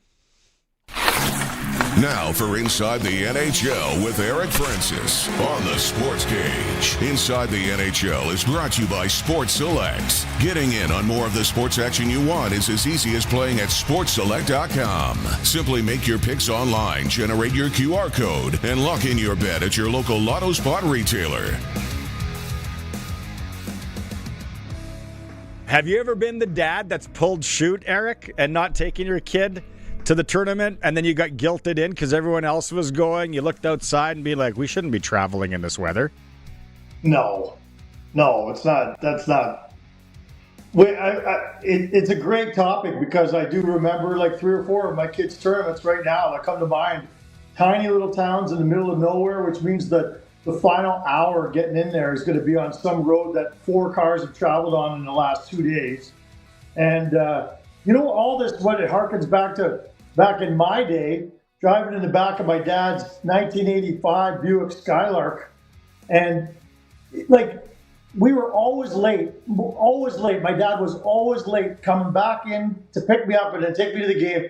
So I'd be in the back seat putting on my equipment as we were going, no seatbelt, nothing. So we could be in a storm, it didn't matter. Obviously, this predates, having Google Maps and all that. So you'd have a hand-drawn map to try and find some arena you've never been to in the middle of nowhere. And my dad thought it was safe to just be in the back putting on all my equipment. In all the years of driving my son to hockey, I don't ever remember once being to the point where we're putting on the equipment, arriving at the arena, the game's already started, I'm putting on my skates and joining mid-period. I don't know what's different in the world, but it's just never happened to my kid. It happened to me all the time, though. It was a station wagon. We had a station wagon. Then we had a truck that I think was rear-wheel drive. I don't remember pulling the chute at all. Winter tires, that was outer space talk. Yeah. You had winter tires. Come on. But it was like the bit that comedians do about taxi drivers, where you sit there and you go, I don't need a seatbelt. This is professional. Your parents were driving in the worst weather and all that, and you're just sitting there going, I'm okay. Mom and dad are driving here to this hockey tournament. I'm going to make it. I never got dressed. I don't remember at all ever getting dressed in the vehicle, though. I bet it happened to me 50 times. And again, that was obviously my dad's issue. Nowadays, my kid is told to be at the game 1 hour beforehand. When I was a kid, it was game starts at 7. There we go. There's all the information you need. Here's this crappy map to help you find the arena. And by the way, if you don't get injured in the back of your car because you're not wearing a seatbelt, the smoking that your dad's doing all the way to the rink is probably going to kill you in the long run anyway. So it was a perilous. I look back at it, and it was quite perilous, but it was worth every minute of it. Dan Seals comes on the AM radio. You're putting on your Cooperalls, or if you were rich, you had the CCM ones that ripped into pants. You had the little zipper. The zipper, yeah, had those. I had those one year, but the crappy thing about those were they were always too short, so they looked like floods. So you just felt like a dork because your Cooper, even Cooperalls, didn't matter what it was. If they were too short, you looked like a goofball, and you were getting chirped the whole game. So that didn't work out. No one used the stirrup under the skate. After a while, if you used the stirrup, you were kind of a nerd. I forgot about the stirrup. Rick Tocchet, those guys used to wear the stirrup in the show, man. That was awesome. Did you wear Cooperalls, Sean? Yeah. No. Those were long gone before I started playing hockey. I didn't even know those were a thing until I got older, and I remember seeing highlights from the late 80s and being like, are they wearing sweatpants in the NHL? And these clips to my dad. So do you remember Barney? Part of the reason why they abandoned them was because they were too dangerous. They were deemed too dangerous because they were so slick. If you fell on your knees and you'd careen into the boards, at least those old wool socks would slow you down to some degree. But those things were like those made out of the same NASA material that they would make sleds with. And you would pick up speed on the ice. It was incredible. And I love when teams try and bring them back. It's great. Okay, I got coming up later. Last night on my senior hockey show, we're talking, and Todd Holt is texting. He brings on Theron Fleury. Why Theron Fleury? Because Theron Fleury is coaching the Round Lake Bears, who are playing out of the Achapoways First Nation in Provincial A this year. So Theo jumps on. We chat. Why is he doing this? You know, all that. He's played in some rec tournaments, actually. It's kind of a cool interview. People want to go listen to it. They go to the Monday Nooner. But then I specifically asked Theo about the Olympics that are coming up. And the rink is too small. And the dressing rooms look like, you know, an Atco trailer that isn't finished or a sea can. So we talk about the Olympics, and I'm going to play that in hour 3, that part of it. So I'm going to trivia, because, and Sean, I know you're a little bit younger, but trivia to both of you guys here, because Theo played in 98, and then he won it again in Salt Lake in 2000. I think it was, because there was the 2-year gap there. Now, everybody always goes back to Nagano. And the big hat was the arena, and Gretzky was there, and they had those weird, funny hats, and we were going to win. It was like, what? And then we end up losing in a shootout, which Theo talks about next hour, and how pissed he still is about it. Now, the shootout. Can you name, in order, who shot for Canada? Either of you guys. I know Chris Pronger did. He did not. He didn't? I thought he did. I think Al McInnes was one of the shooters, was he not? He did not. People said he should have went down and ripped it. Yeah, so I want to say, I think I saw this the other day, because this was the tournament that Forsberg scored with the one-hander. No, that was a world champion. That was a world championship. That was when Paul Correa was playing for Canada World Championships. And he, okay. So the first shooter for Canada, and he talked about this when we had him on the pod a long time ago, because the ice was so bad. It's not like now when they bring the Zambonis out and all that. Well, people are starting to come on the text line. Shanahan was the last one. He was the guy that where Bob Cole was like, he's got to score. He's got to. No. And it was almost like, okay, now what? We didn't plan this part. What time's the bronze medal game? Like, there is a bronze medal game? Theron Fleury shot first. Wow. The defenseman that shot next, anybody? You said Pronger. It wasn't Pronger. One of the best defensemen in Canadian history. Niedermeyer. No. Scott Stevens? No. Paul Coffey. Is he on that team, or is he already retired by then? Oh, I have no idea. This is killing me. This defenseman ended up winning a cup. Finally. Oh, Ray Bourque. Ray Bourque. Oh, Third shooter is the tough one. This is the one when he was. Because they went 5 shooters. And they missed. They all missed. Third shooter. Fat, great skater, really good edge work back in the day. Played for the Flames for a bit. Played for the Flames when he was young. Either Gary Roberts or Doug Gilmour. Oh, this is a great question. Guys? I thought you guys would have been rattling. No one on the text lines got it either. Great skater on the Flames. Craig says Forsberg versus Korea 94 Olympics in Lillehammer. That's right. That's what it was. That's what I was thinking of. Yeah, I thought it was World Championships. It wasn't Olympics, so I was wrong. Joe Nieuwendyk. Shot third. Weird. What? Who did he won 2 cups. He won a cup with Calgary and then one with Dallas. Yep. Yeah. And Jersey. He won one with Jersey too. I think I think he won 3 cups. Have fun spelling that last name, Colson. But see if Joe Nieuwendyk won 3 Stanley Cups. Yeah, wasn't he in the trade for Arnott? What's that? Wasn't he going the other way with Jason Arnott in that trade with Dallas and New Jersey? Might have been. Well, might have been. But one of the neat things about go ahead. Let's finish the shootout, and then we'll get into Nieuwendyk. The fourth shooter had Hasek beat. Fourth shooter, it should go in. I can't remember exactly the move, but he had him beat because Hasek just flopped down. The big E. Oshawa. Lindros. Come on. Lindros. Yeah. Lindros. And then Shanahan was he's got to score. He didn't. Bonus points, since you guys are both at 0. Bonus points. If you can tell me only one Czech Republic player scored, and it was the first shooter. Robert Reichel. Oh. The only one that scored. Oh, that was right? Oh, yeah. Nice. Another Flame. Yeah. Did he? Oh, yeah, he did. He did throw those. Speaking of the Flames, was it like a last minute? Was it up to the last minute that Rasmus Andersson was playing yesterday? No, I don't think it got to that point. I mean, I do think they debate daily now as things get closer and closer and to making a deal.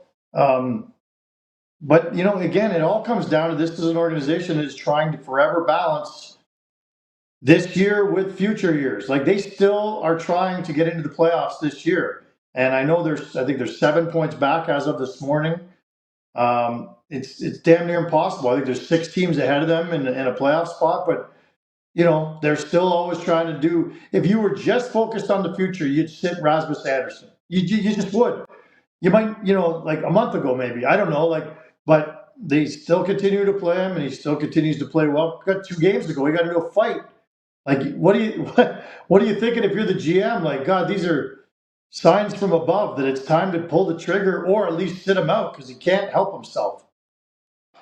Do you think now with the way that the Wings have, I don't know if it's unexpectedly, but the way they've started the year that they've kind of, and I know Rasmus probably doesn't have like the fondest memories of Detroit. Wasn't it last year he got like hit by a car or something there, or there was like a scooter thing?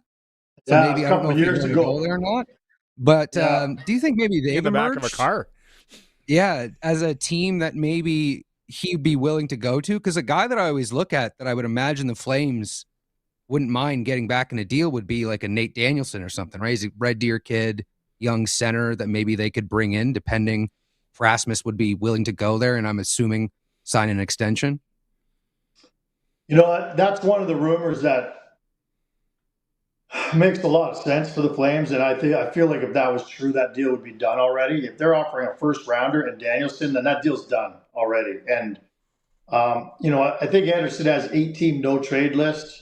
I'm not sure Detroit's on it, but I don't ever think that that's too much of an impediment for a guy. I think you can negotiate with a player. But you're not going to get full value for him because there's no chance he's signing an extension with the Detroit Red Wings. It's just, who wants to sign in Detroit? I mean, I hate to be a jerk about it, but and I know their future's bright and all this, and they're moving in the right direction, but you get to be a free agent, this is a guy who's, I almost guarantee will be in a warm city and or like a big star-studded city, Dallas, Vegas. These are cities I picture Rasmus signing long-term. And so you don't get full value in a trade. But yeah, the Calgary, another rumor is Mason Lohrei and a first-rounder in Boston. I don't know why Boston would be pushing their chips in now. That makes no sense to me. Second of all, the Calgary Flames don't need more defensemen. I'm not saying that they've got a great defensive core, but what they need is skill. They need people who can score goals. And so I think the Danielson rumor makes a whole lot more sense than a Mason Lohrei. Islanders beat the Oilers last night, 1-0. I didn't watch the game, but that score jumps out at me. We don't see a lot of 1-0 hockey games in the NHL. Especially when the highest scoring player of an era is in the game and gets shut out. It ends at 19 or 20 games scoring streak? Yeah. Anyway, that was an odd one. I'm glad I didn't watch that one. Nobody wants to watch a 1-0 game. God help us all. But yeah, the Islanders are a tricky one to put your finger on. And right now they're still missing Horvat, who's been phenomenal for them all year. And so I don't know how they continue to win games with regularity, but they do. And that was a shocker last night for sure. With Sorokin, do you think that when I was growing up, there was 10, 12, premier goaltenders in the NHL, night in, night out. If your team was playing them, you were like, oh no. Being a Canadians fan, I had one of them my entire youth, which was lovely. But do you think that Sorokin is one of those few guys that just possesses that ability to just decide it doesn't matter who you are, you're not scoring tonight? Yeah, I think that the blooms off that rose to some degree. The last couple of years haven't been phenomenal for him, but I think 2-3 years ago, the book certainly on him was he could be a top 5 goalie in the league, top 5 or 10. And I think he's hung around as, right in the middle of the pack there, a guy who can play a ton of minutes, who can play a lot, and be really, really good. But at the end of the day, you can't overcome the team in front of you no matter how good you are. And they've turned that corner this year in a big, big way, led largely by Matthew Schaefer. That's one of the most transformative first overall picks we've seen in a while. And I don't think anyone really saw it coming because Schaefer was so injured for so many years and played so little hockey. I'm not really sure, people knew he could do this. I think he's helped that defense, and that's helped Sorokin too. Jets are on a 4-game heater. As a writer, and our friend who we talked about last week, Kenny Wiebe, doesn't it make for a great April and a story to be like, here's where they were in January? Yeah. Or am I gas leak in the studio here? No, if they made the playoffs, I know they were in last place, a week ago, but if they made the playoffs, nobody would consider it to be anywhere close to the shock that it was when the Blues did it and won the Cup in, 2019 or whatever. This team, it wouldn't shock anybody if they made the playoffs. Yeah, it's a huge deficit. At one point, they were 11 back, and you got to leapfrog every other team in your conference to get into that top 8. But we all know that last year they were the best team on paper in the regular season, and they had the best hockey player on the planet last year in Hellebuck. It's shocking that we're talking about them having been in last place, but it won't be shocking if they come all the way back and make it to that playoff spot. What would be unfortunate about that is Kenny Wiebe and I have already started discussing golf plans in the first round, and so that would be unfortunate. But Kenny would be happy to change his plans. Not me. I'm not changing my plans. I'm golfing. He might not be, though. I was going to say with the Jets, it kind of feels like they've run into an issue that a lot of really good teams seem to have had this year, and it's that second-line center, that secondary scoring just disappearing for teams. They even talk about it with Minnesota, who's been humming somewhat, but their second-line center, I think right now, is like Marcus Johansson or something. So it's like teams out there are looking to add centermen, and when you look at the Jets lineup, goaltender, amazing, defense, solid. That first line is unbelievable. But do you think that when they get to the Olympic break, they're going to take a real look and fully decide, okay, we're either going to start slowing down on the year and selling off some of the pieces that haven't really panned out and maybe get a better draft pick to inject some more youth, specifically up front with the type of talent that there is available in the top part of the draft this year? I think you just described half the teams in the National Hockey League. The course, seriously, over the course of the break, between now and the break, we got a couple weeks or 2.5 weeks or whatever it is till the Olympic break. And, I think it's the 4th where they freeze the rosters. Every single team from now till then is going to be monitoring their games every single night to see where they are, including a low-life team like the Calgary Flames. Low life is a little harsh. Lowly team like the Flames. It was a slip up. But, even the bottom feeders are looking at it right now and saying, that didn't sound right when I said it. Who's a buyer and who's a seller? Here's a little exercise if you're a fan. Grab the list of 32 teams. Pretend you had a newspaper back in the day. You actually had a physical thing in front of you to look at the standings. Take your little marker and put an X or a check mark if they're a buyer or a seller right now. It would be amazing how many teams you're like, give me 2.5 more weeks to figure that one out. And that's exactly how a lot of the management teams are looking at it right now. They don't even know if their own team is a buyer or a seller. That used to be such a good chirp back in the day, you low life. It's not used much anymore. No. What did the Rangers do today with their fans? What are they thinking there? I love this. I wish I think more teams should do this. As a journalist, it's bad for us, but cut out the messenger and just send the message out yourself in the form of a form letter to all your season ticket holders and everyone in the entire hockey world to say, we are retooling.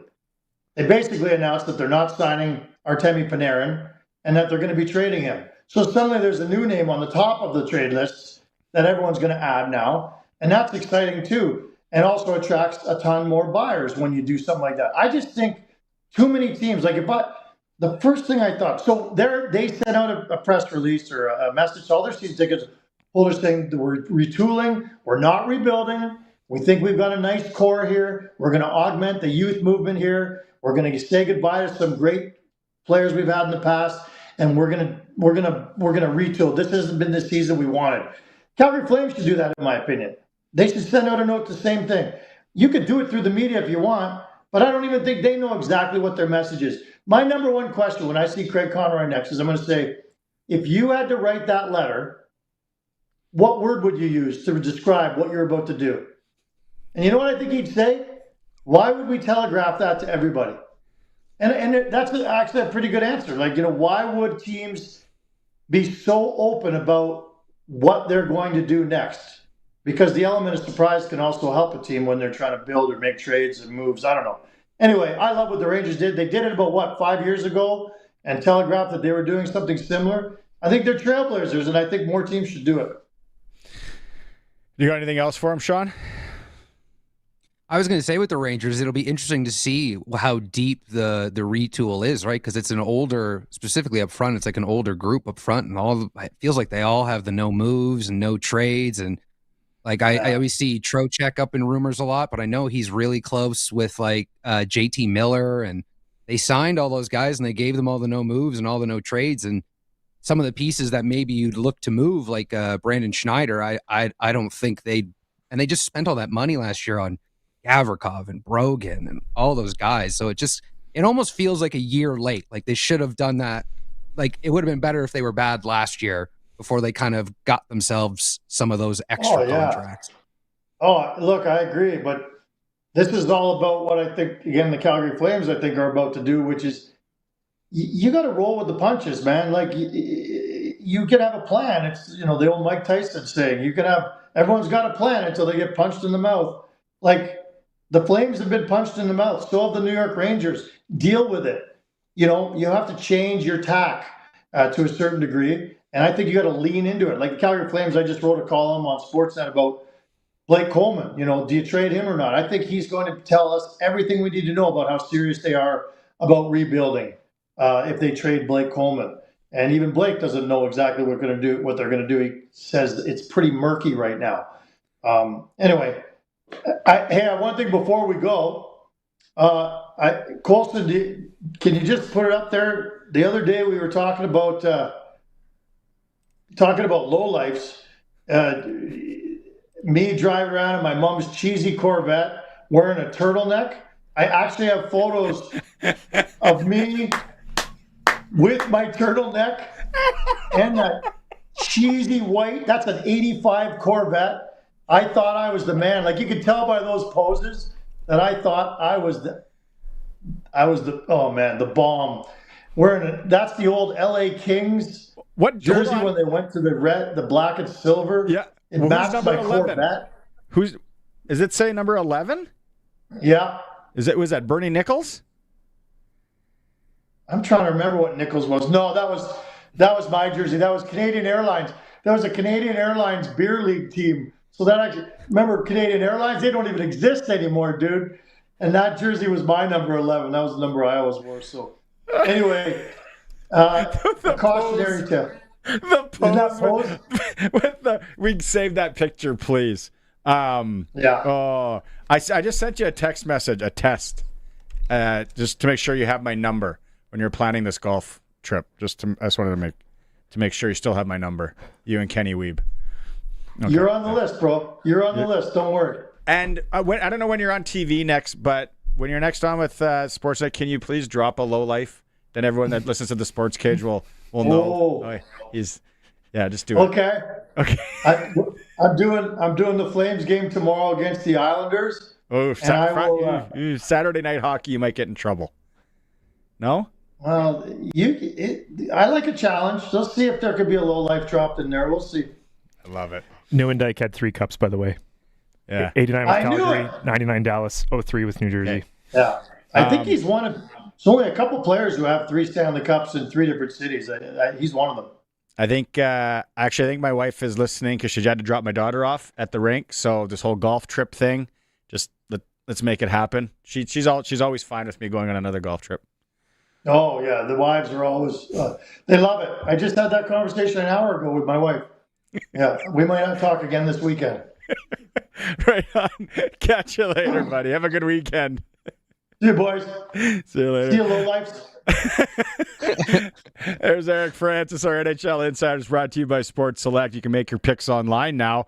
Any of the NFL games, we're going to be talking about that more as we go along here. Every bet's 100% legal. Chance of winning cash in hand. Bet on the original. Must be 18 plus to play.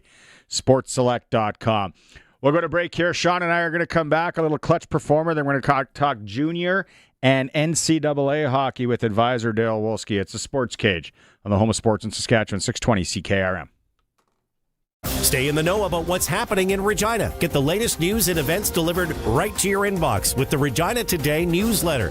Whether you're looking for local happenings, must-visit spots, or the latest in local news, we've got you covered. Sign up today and get Regina's best stories all in one place. Text news to 306-936-6262, and we'll send the link right to your phone.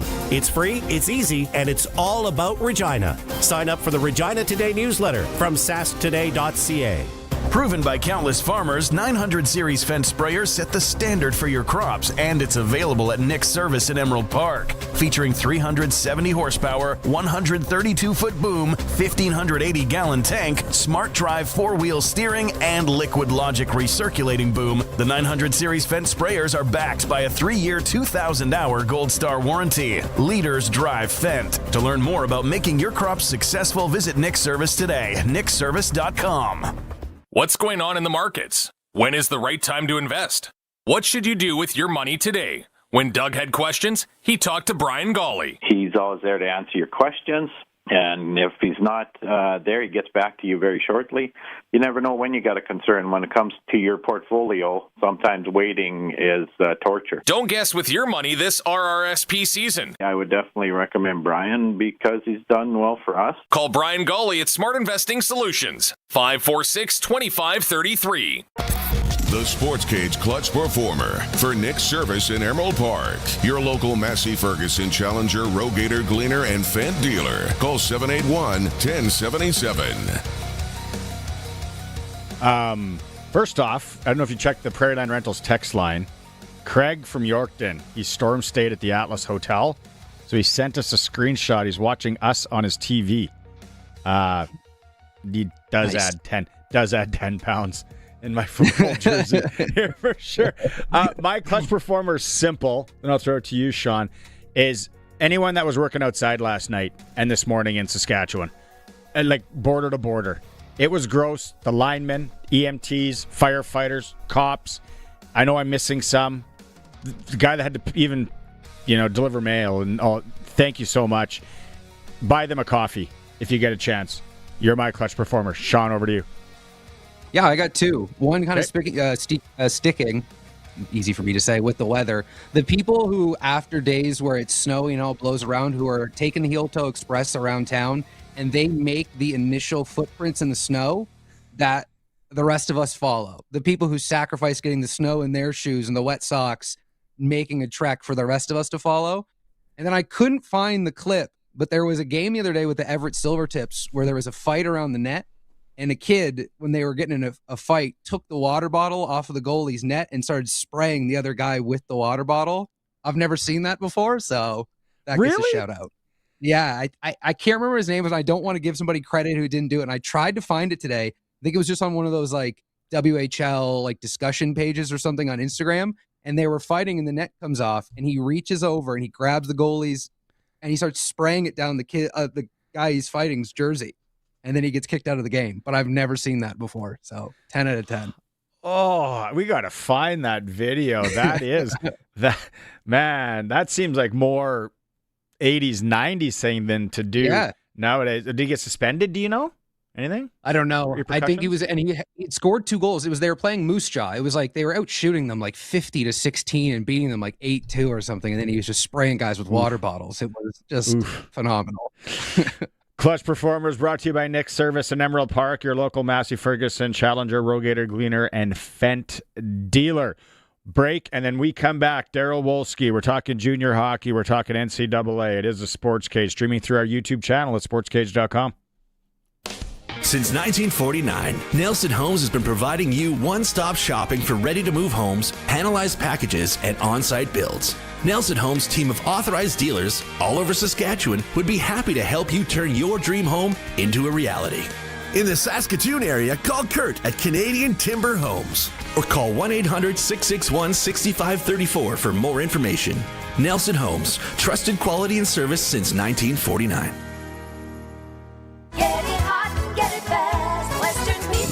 Been a long day, your feet hurt, your brain is fried, and now supper? You're staring into the fridge, contemplating your options, but your energy says, let's just not. Now imagine golden, crispy pizza loaded with all the Greek favorites. Feta, olives, tangy tomato sauce, fresh veggies, and melted mozzarella. Every bite is like a Mediterranean vacation for your taste buds, and you didn't lift a finger. Western Pizza. Dine in or take out today. Get it hot and get it fast. Western Pizza.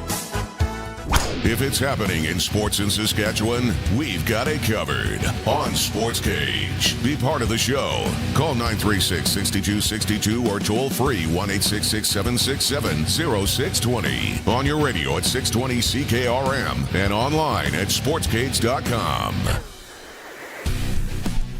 Welcome back to the Friday edition. Sean McEwan's joining me here from our sister station, The Wolf, and X in Calgary and Red Deer. It's for Nelson Homes, supplying home packages and RTMs for over 65 years.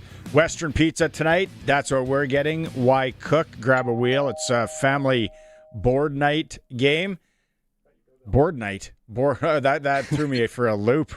I was like, we have a doorbell here? I thought someone was here for a second, and then I realized it was in that. Yeah. You don't have a dog. Obviously, you have cats. No, you hear the dog. Board, it's game night. Whatever. That's what I'm trying to get. So Western Pizza. Let's go to the Western Pizza guest hotline. I've teed it up. He's been on the program before. Darryl Wolski, junior hockey agent, NCAA advisor, is joining us. I heard you're a clutch performer. You played hockey today and not feeling great. I'm like Markstrom a bit. I let in 8 goals on 29 shots. I haven't put the equipment on in about 4 years. So the guys were begging me. So I went out there and it was horrible. Like, just I can't even. I'm replaying each goal in my head, going. And the games get streamed, so I'm going to go later on and just make a highlight reel of how shitty I was. Sorry, how bad it was today. You don't play hockey for 4 years and just going to skate, up and down the wing or play D is tough. Goaltender. No, you're wrong. You're wrong. I thought it'd be no big deal, but it was a big mistake today, by the way. Yeah, that's not great. So last time we talked, obviously a lot was moving. Things happened last year. It all started in Regina here with Braxton Whitehead. Now, NCAA and the athletes that made the move, let's go major, junior, but more specifically the WHL that that you've worked with, that you've heard, Darryl. How many, can you give us a ballpark, how many made the move this year to NCAA, and then how many would have come back? Hey, great question. And first of all, huge fan of yours in Yorkton. We talked about, I heard you talking about Yorkton earlier on. Mike Stackhouse, a.k.a. Crack. He's a solid listener for you guys. I want to say a shout out to Stack out there. I think roughly the number, I just sent out an email to all of our clients the other day about this. I did one about Eastern Canada yesterday, oddly enough. The number in the Western Hockey League, I think, is 151.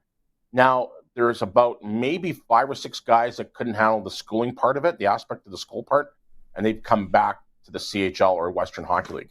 So that's kind of the number. And, and now you're going to start seeing, I know in the USHL, and I don't want to mention the team names, that they're providing NIL money to some players in USHL. To my knowledge, I don't think any kind of quote-unquote NIL money is happening in the Western Hockey League or OHL or Q, but for example, here in Brandon, I know that old goaltender Brian Elder 20 years ago was making $600 a month as a 20-year-old, and 20-year-olds still today are making $600 a month. So the schooling part and the athletes that you know that have come back because of the schooling, do you now are you seeing I guess maybe more of a weeding out process? Are they really looking and saying, okay, are you ready? Because the clearinghouse is no joke to go through. I had to, personally, and I was like, I need to do calculus. What? No, like, so is there a process now, do you think, or are more teams saying to kids, all right, if you're not ready for this, maybe we need to rethink this? You know what? It's the old story that teams want to win, and it's hockey will never be like Johnny Manziel. You know what I mean? Like I see so many videos on Johnny Manziel. I mean, hockey will never to be that status. Like an old client of mine, and I want to give people. I'll try and make this a short story. His name was David Bonk. David Bonk told me he played for Northern Michigan. So they would say fly to Alaska on a weekend, and then they'd come back. And so say you got to be in school at 8 a.m. If they're at school at 8:05 a.m., they got kicked out of class. Like they were done. That was it. They were kicked out for that day. If they're 5 minutes late, basketball or football have different rules. I don't know about baseball. I'm not really plugged into that world, but I just know that hockey guys got to follow a certain amount of. They got to follow a certain line, so to speak, in the sand. And I think that's tough. I mean, like here in Brandon, I think Roger McEwan. He's a Saskatchewan guy. I've been told that Roger's having a tough time in school. So I mean. Because it's a thing that, Roger, for example, probably hasn't, I get it. Like when I was 19 years old, I stopped going to school and it was a big mistake and I became super dummy. And then by the age of 20, I was okay. But I'm still saying like, that's just my opinion. I mean, I think that guys, they have to be fully prepared going into this, that they're going to have to go, this is not a joke. You're going to have to maintain a 3.0 GPA. And for a lot of people, they don't understand what a 3.0 GPA is. A 3.0 GPA is probably having at least a B in school, B to B plus. So if you're as my buddy Jerry would say, if you're a brick, if you're dumb as a brick, school will not be good for you. Regardless if you're making NIL money, if you're on the first line of North Dakota or first line of Michigan, you're still going to have to be somewhat decent in school. You can't be a dummy. I was, I think it was, it would have been a couple of weeks ago during the OHL trade deadline. There was the story that came out that Owen Sound traded Carter George because BU was like circling around him. And as of right now, there's obviously the rule where if you have your ELC, you can't go play college hockey. But then I saw that there might be some softening around that where guys who are signed might be able to go to the NCAA. I think what you're going to see is you see some pro guys. You see some guys that are saying I call it the cheese toast, the East Coast. So guys in the East Coast are, and maybe some guys maybe kind of touching American Hockey League games, they're allowing them come to NCAA where the rules are a little bit light on those, I call them semi-professional players. And of course, those guys hate being called semi-professional. But it's, when they're playing East Coast or American Hockey League, they're enabling them to come back to NCAA. If they have an ELC, I don't think that rule has softened at all. To my knowledge, it's still pretty hard and fast. Like you got a 3-year deal with the Winnipeg Jets. You can't go and play for University of North Dakota. And even in USHL, if you have an ELC, you can't play in USHL.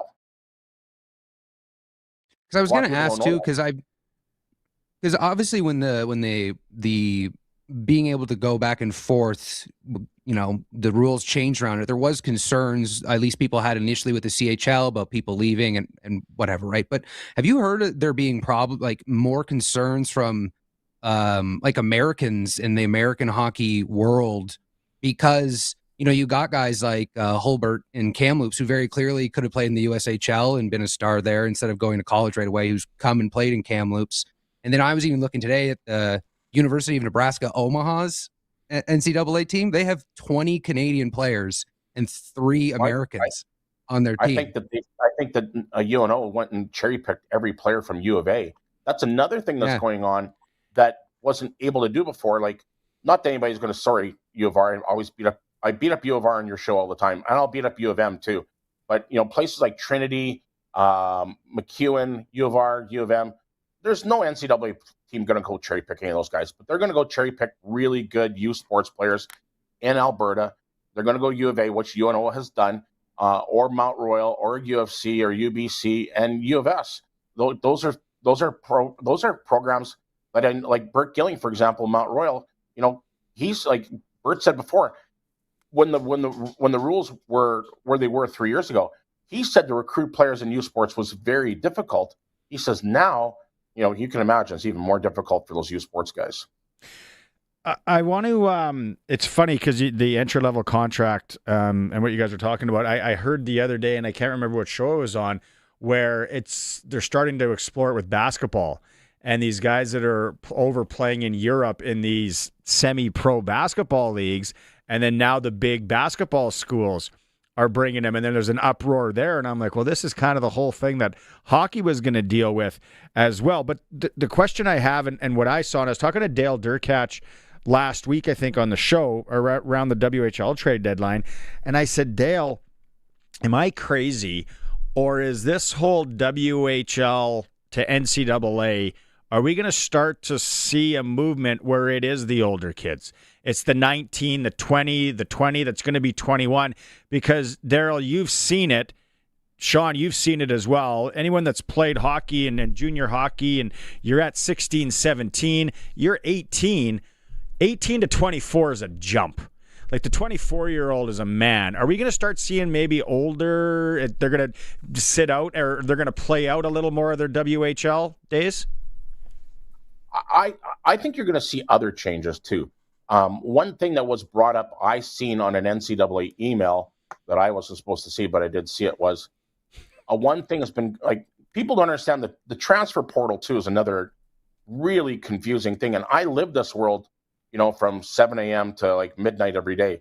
Well, some days 9 a.m. But you know what I mean? Like the transfer portal is very confusing.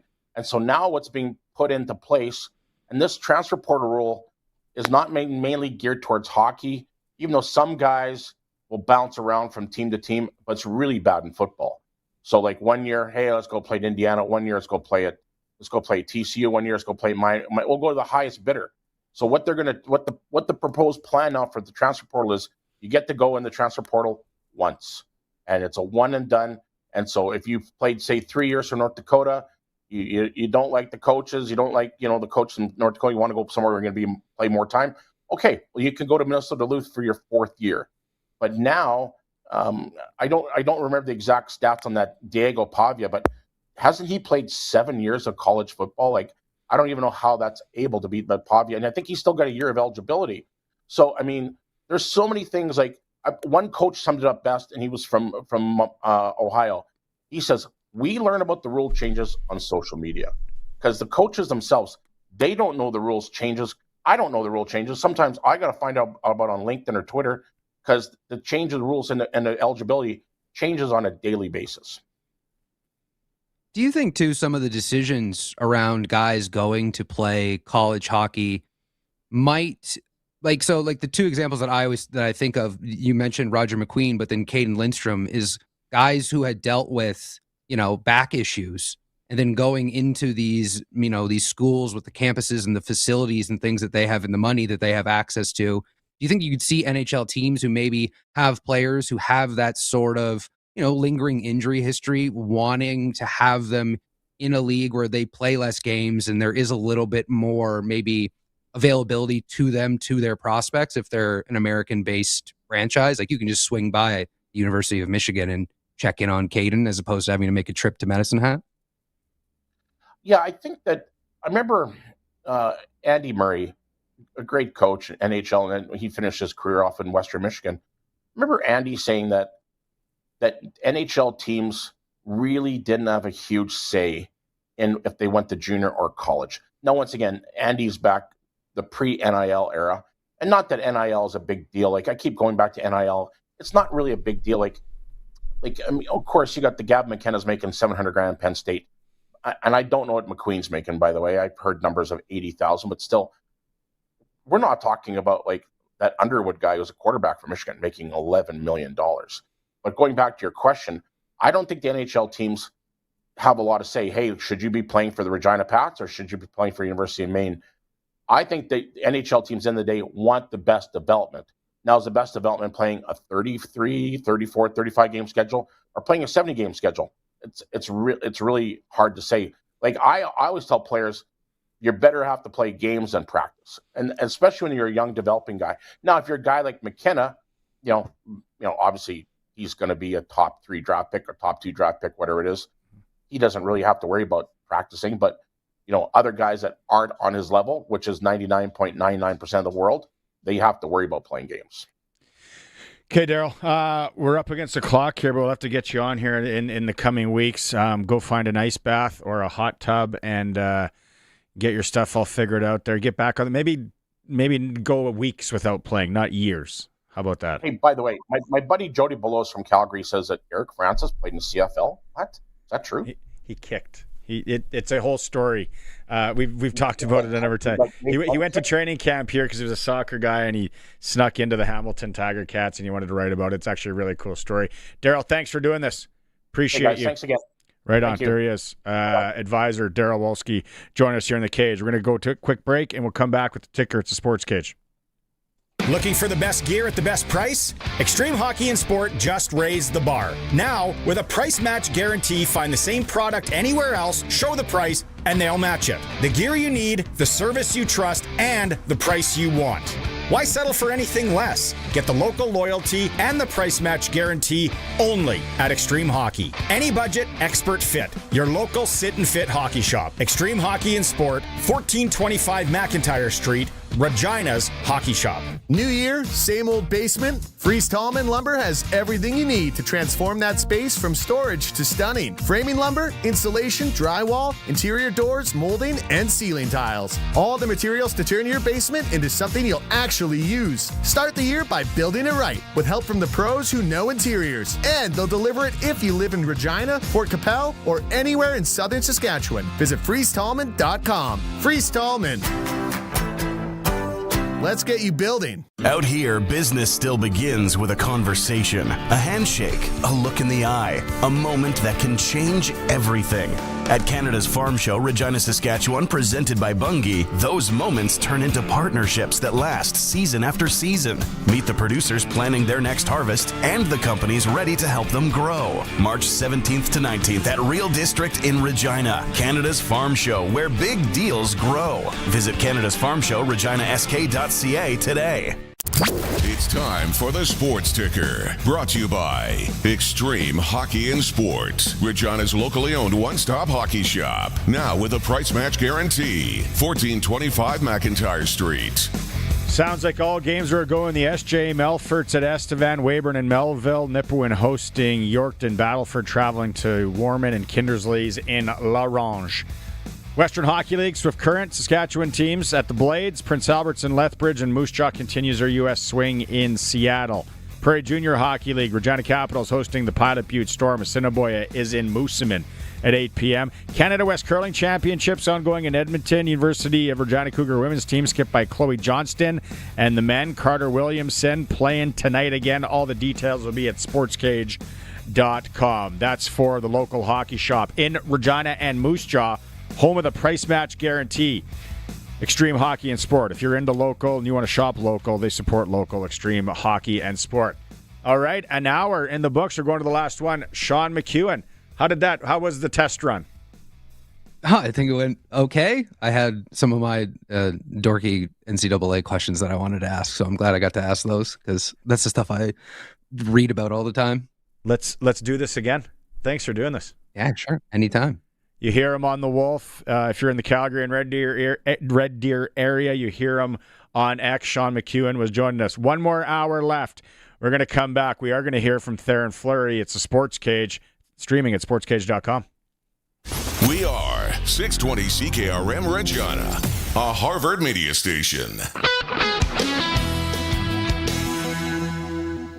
It's 5 o'clock. Good evening. I'm Corey Atkinson from the SaskToday.ca newsroom with your 620 CKRM News for Echo Sound in Fort Capel. Stay connected with the new cell phone from Echo Sound.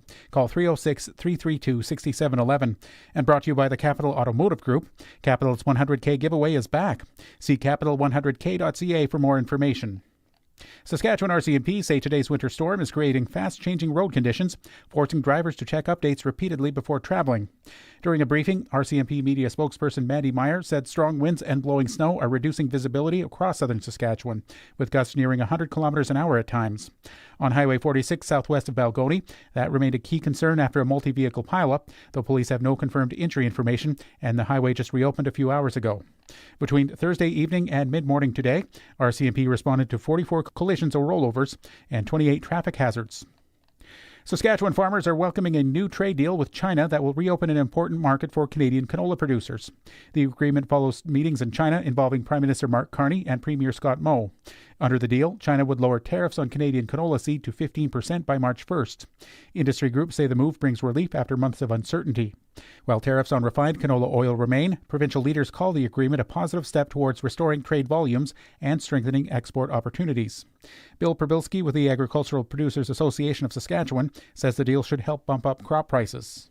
I don't think a whole lot of people were expecting to see a deal that was going to reduce tariffs at this time. I think most people were expecting to see, an announcement of further talks going forward. So somewhat unexpected, but very, very much appreciated that we have some measure of resolution in the tariffs. Rick White, the president of the Canadian Canola Growers Association, said the success of the deal will be measured in future sales. He said producers could have lost at least $2 billion this year if the issue wasn't resolved. But he said today's deal means losses shouldn't be anywhere near that figure. The Regina Urgent Care Centre will have reduced hours this weekend because of limited physician availability. The centre will run from 8 a.m. to 4 p.m. on Saturday and from 10 a.m. to 4 p.m. on Sunday. Regular hours return on Monday. When the centre is closed, people with emergencies should go to the Regina General Hospital or Pasqua Hospital or call 911. For non-emergencies, residents can use Healthline 811, visit a walk-in clinic, or speak with a pharmacy.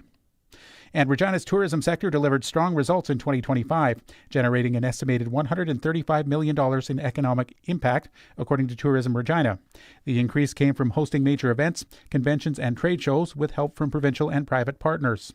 Officials report higher visitor spending, more airport arrivals, and improved hotel occupancy compared to last year. Over 170,000 event visitors came to the city, many encouraged to explore local shops and restaurants. Tourism Regina says 8 major events are already booked for 2026, pointing to continued success. That was your 620 CKRM News.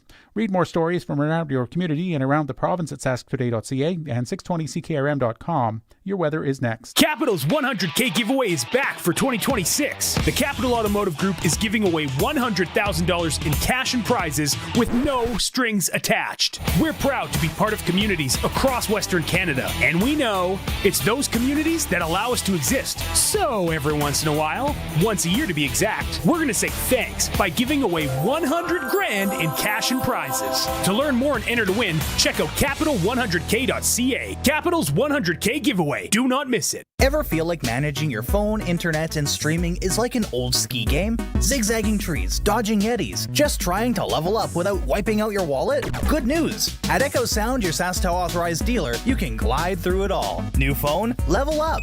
Faster internet? Power boost. Max TV streaming. Bonus content. No obstacles, no yetis. Just experts who make it easy. Ski smoothly into the new year with SaskTel services. Echo Sound, your SaskTel authorized dealer in Fort Capel. EchoSound.ca. Brought to you by Line X Regina, Serious Protection Killer Lux, 1865 McCarra Street.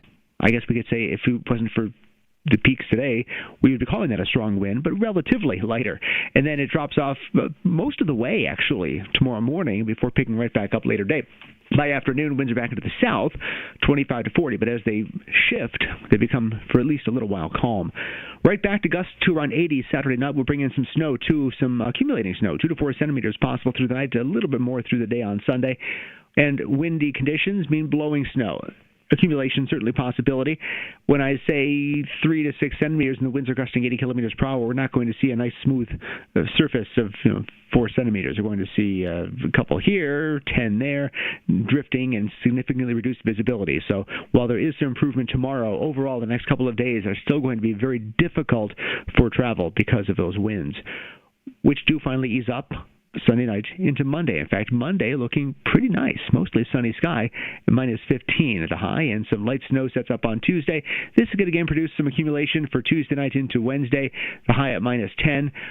Behind that, there is a very cold air mass that will dig in for the end of the week. Will clear out, but temperatures will be down to the minus 20s for a couple of days. With your 620 CKRM weather forecast, I'm Precision Weather meteorologist Phil Spivak. For 40 years, the team from Linex Regina has been protecting vehicles across Saskatchewan, and we're changing with the times. 3 generations of our family have protected your vehicles. Our business has evolved, and we're not stopping now. The next generation is here. Same family, same commitment, ready for the next generation of truck beds, rocker panels, trailers, bumpers, and running boards in all kinds of colors. Linex Regina, 1865 McCarra Street, the next generation of protective coatings. Broadcasting from Century Studios in downtown Regina, Harvard Media presents The Sports Cage, where Saskatchewan comes to talk local sports. Brought to you by Nelson Homes, supplying home packages and RTMs for over 65 years. Be part of the show. Call 1-866-767-0620 or text 306-936-6262. The Sports Cage. Streaming at sportscage.com, our YouTube channel, and on the radio at 620 CKRM. One more hour in the books here. Taking you into the weekend, Colson and I on the Sports Cage, like he said, for Nelson Homes. See the text messages on the Prairie Land Rentals text line scattering. A lot of people giving shout-outs to people that had to work outside last night and this morning. Good job. Colson just handed me a sheet of paper that says we have 2 more tickets for tomorrow night's Pats game. You want to go watch the Pats in Victoria? 6 p.m. puck drop. Note that puck drop at the Brandt Center. 936-6262. Caller number 3. If you haven't won anything in the last 30 days on CKRM, you need an email address. Yep, I need your email. Patriots, we're still the official station of the Patriots in Regina until Sunday, and then next week we'll see what happens. I just saw the NFL live panel. They all picked the Texans, and it was one of the ones where they all pick beforehand and then reveal at the same time, and they all just went, "Uh-oh, this ain't gonna be good." It's going to be easy. People that have messaged in, chirping me, thank you for that. People that have messaged in saying they love my Doug Flutie Patriots jersey. That's right. You got it right. We're going to hear from Theo Fleury in a bit, talking about the Olympics coming up and his experience and fun chat we had with him on the Monday Nooner. But let's talk some CFL. We talked about this to tee up the show. Winter meetings wrapped up in Calgary. A lot happened there. Our GM did a good job last year.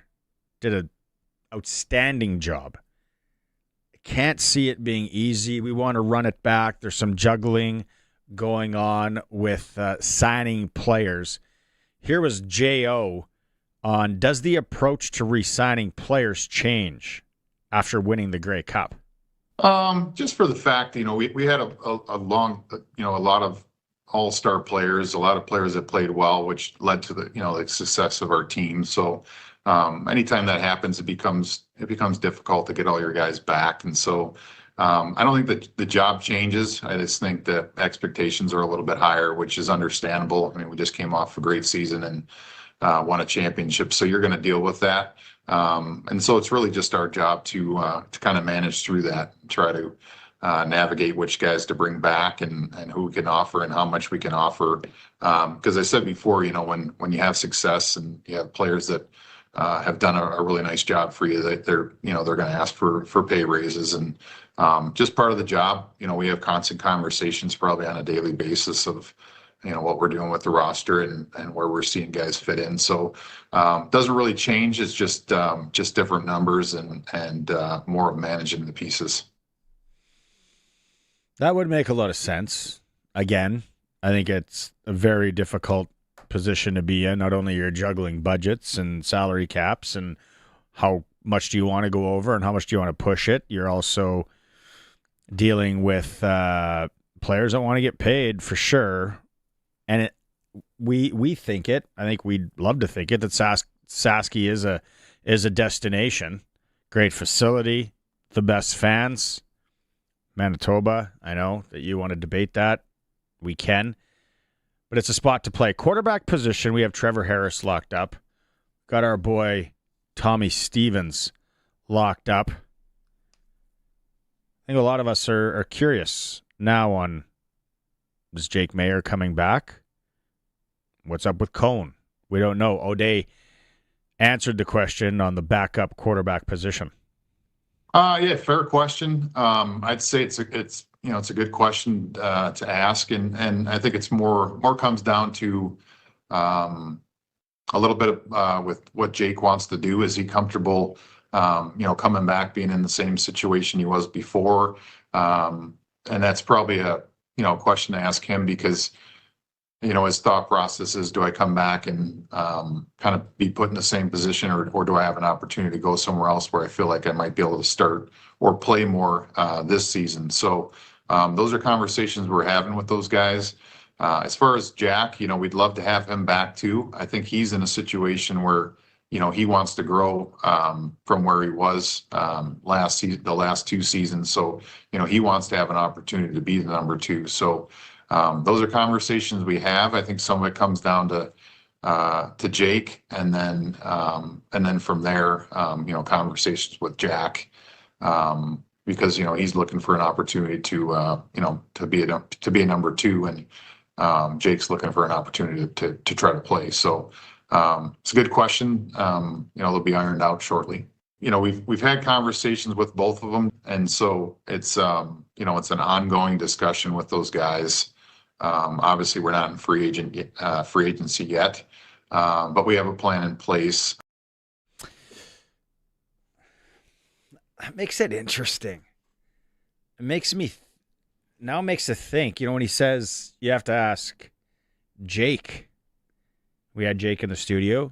I mean, Jake's got a future possibly in broadcasting if he wants. Had him in it right before the West Final, I think, that week. He seemed happy here. He seemed to know his role, who he was behind. 2-quarterback league, we talked about that. I think this year, especially here, we didn't see it as much as the year before. But you need a capable backup for sure. Was Jake that capable backup, or is Jack Cohn ready to maybe be that capable backup? Can Tommy Stevens show something on the slinging side? I would love to ask Jake Maier if he was in town.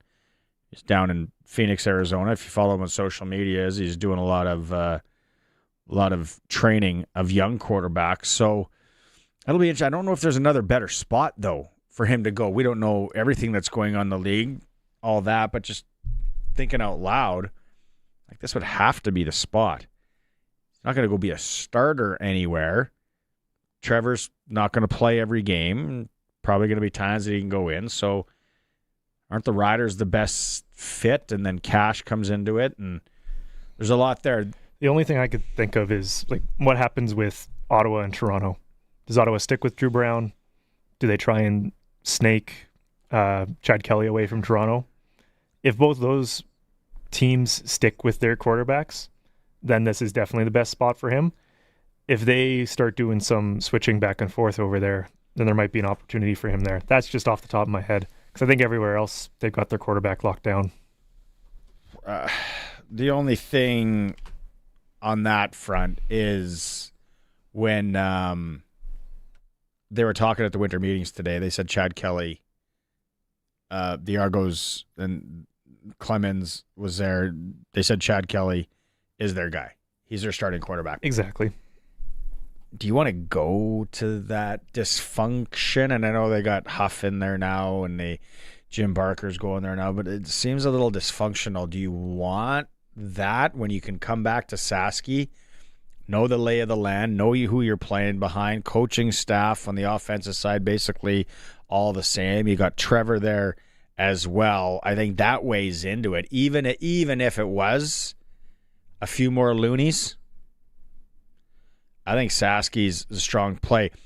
The other debate we've had, we're waiting for the shoe to fall, and are they going to the window? A.J. Allen and his representation, because we're waiting. A.J. Ouellette, he hasn't signed yet. What's up there? Is there maybe some surgery or an injury that things are happening? What's up with A.J. Allen? Is he going to the window? What's going on with him? O'Day did talk about the contract negotiation, although it's brief, with A.J. Allen. Just in discussions with him, a little back and forth, obviously, but have reached out to him, his agent, kind of gone back and forth a little bit, but I would just say that they're ongoing. Is that the next shoe to fall? Is that the next, I think we were thinking about it, and we were hoping about, I think Sharky was big on that one, that he wants him back and wants him back fast. Coach Mace did speak this week also as well, and he talked about the changes to his coaching staff. I'll start with Big Phil and Higgs, man. Obviously, they put in a tremendous amount of work for us and helped us get to where we need to get to. But for different reasons, we decided to make a change. Both of which being Micah Johnson and Stusik. They're full time in Regina, man.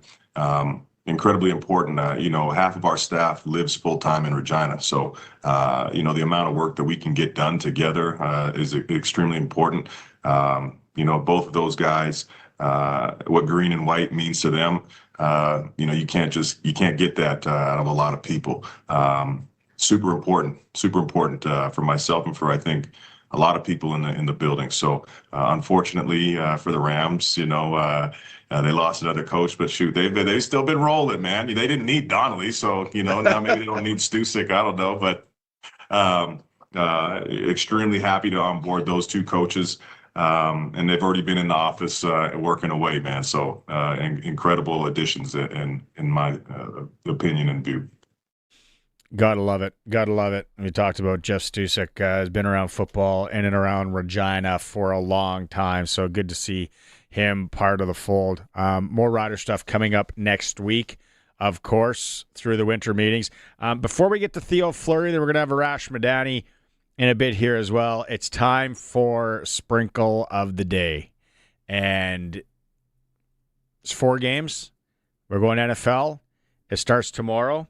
936-6262, Prairieland Rentals, 600 Albert Street.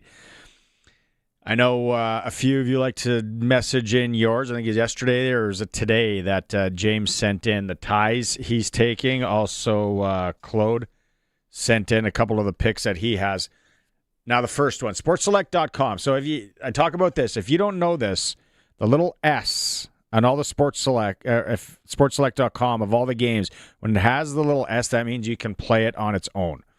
You don't have to parlay it. You don't have to put another game with it, so you can pick it on your own. So if you want to pick each NFL game tomorrow on their own, whether it's the pro line, the point spread, or the over-under, go nuts. It's all on you. The first one tomorrow, this is the one when I was talking earlier to Arash Madani, the Buffalo Bills at the Denver Broncos.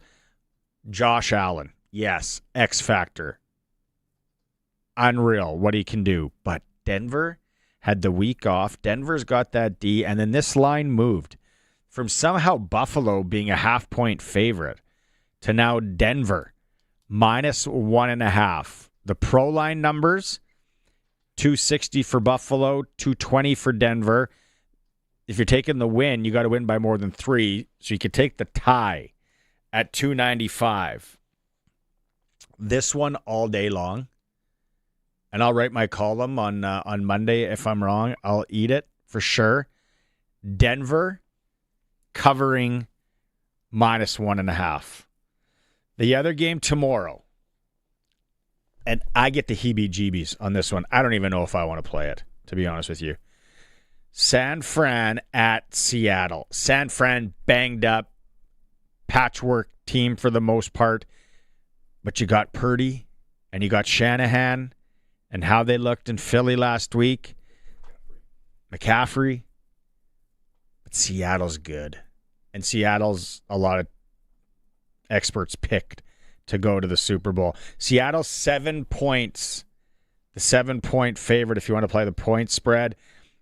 Money line if you want to take Seattle to cover or to win more than 3, 148. San Fran 420 and San Fran to cover. I don't know. I'm staying away from this one. I don't know. The over-under's 45.5. Another one I'm not touching. All right, Sunday. Let's go, Pats. Not confident. Houston's good. Houston was the team that worried me. We could probably go back to a show a couple of weeks ago, well, probably even more. And I watched Houston play, and I was like, Houston could come out of the AFC. That's what I think. Defense is good. Stroud at the quarterback position last Monday night against Pittsburgh, they didn't look very good, especially the first 3 quarters. But the Patriots are minus 3.5.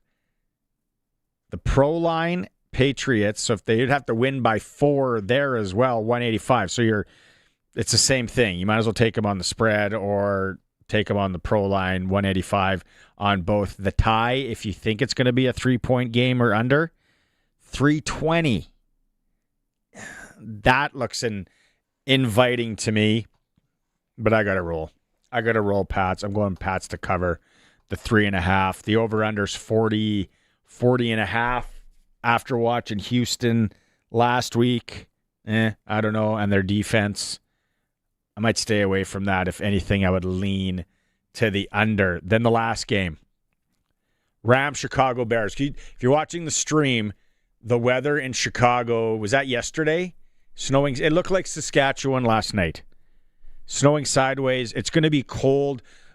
The off the water there, it's going to be bone-chilling cold. Arash brings up a good story. You'll hear him in a bit. We're going to replay that. Stafford did play in the NFC North, so could be used to it. This one I could be swayed a lot of different ways. 3-point game though. Tight one. Take the tie. 330. Again, it's got the S there. It can play it on its own. The point spread's 4. The Los Angeles Rams. I can't figure out this one. The Rams. That's where I'm going. Scratch all that. I'm going Chicago to cover 4. Pays 180. The over-under's 48.5. You don't have to go to the store. If you can go fill out the form, but now you can do it all online. QR code. Go to your Lotto Spot retailer. They scan it. Every bet is 100% legal. Chance of winning cash in hand. When you're ready to go bet on the original, Sports Select must be 18 plus to play and play responsibly. Break time. It's a Sports Cage. We will be back in a moment. Don't forget Theo Fleury's coming up and still Arash Madani.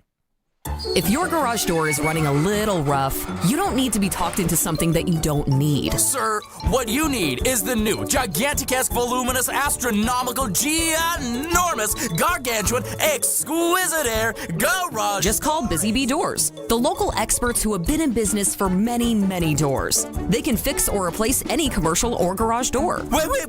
With me, you get a little garage door keychain, please. Busy Bee Doors, the garage door specialists. Sask Lotteries has over 50 years of winning behind us. And you know what that means? Lots of winning numbers. Numbers like over 1,200 organizations funded and 12,000 plus groups supported. $6 million given away annually in community grants. And the winningest number of all? $1.4 billion given back to the people of Saskatchewan through sport, culture, and recreation. And we're just getting started. Learn more at sasklotteries.ca. Since 1949, Nelson Homes has been providing you one-stop shopping for ready-to-move homes, panelized packages, and on-site builds. Nelson Homes' team of authorized dealers all over Saskatchewan would be happy to help you turn your dream home into a reality. In the Saskatoon area, call Kurt at Canadian Timber Homes. Or call 1-800-661-6534 for more information. Nelson Homes, trusted quality and service since 1949. It's time for the Sports Ticker, brought to you by Steelcraft Doors Regina, made in Western Canada for Western Canadians. Colson just brought it up. It's hockey weekend in Saskatchewan. Avonlea, Saskatchewan. Everyone out there, drive safe. Should be a great event tonight. Western Hockey League, Swift Currents at the Blades tonight. Prince Albert's and Lethbridge. Moose Jaw continues their U.S. swing into Seattle. Take on the Thunderbirds. SJHL. We'll have our SJHL report coming up again next week for Chad Reach, Senior Wealth Advisor at GP Financial Services and Avisa Wealth. Melfort's and Estevan. Melville welcomes Weyburn, Yorkton, and Nipawin. Warman hosting the Battlefords and Kindersleys at La Ronge. Prairie Junior Hockey League, Pilot Butte at the Regina Capitol, 7:45 at the Ritchie. Assiniboia Southern Rebels in Moosomin, 8 p.m. to take on the Steelhawks. Canadian West Curling Championship going on in Edmonton. University of Regina Cougar women's team skipped by Chloe Johnston. And the men's side, Carter Williamson, back on the pebbled ice at 7 p.m. tonight. We'll have all the results and the details at sportscage.com. No Canadian teams in action in the NHL tonight. It's brought to you by Steelcraft Doors in Regina. Made in Western Canada for Western Canada. New 40,000 square foot facility. If you need a garage door, they have it at Regina Steelcraft Doors. We had our senior hockey report on Wednesday, like every Wednesday here on the Sports Cage, brought to you by Croft Electric and Warren Steinley, MP for Regina Louvain. It's powered by the Monday Nooner Podcast. Now, the Monday Nooner Podcast released our senior top 10 show last night. We had a special guest hop on, Theron Fleury. That's right, number 14, Flames fans. Theo Fleury, former Moose Jaw Warrior, two-time Olympian, Olympic gold medal winner, and Stanley Cup champion.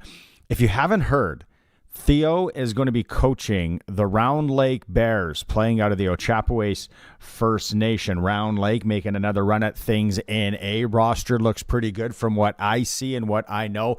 And then you see Theo Fleury is coaching the Round Lake Bears. So if you want to hear that whole interview, you can go to the Monday Nooner Podcast, find it anywhere you listen to podcasts, download it. That's Apple, Spotify, Google. It's all free of charge.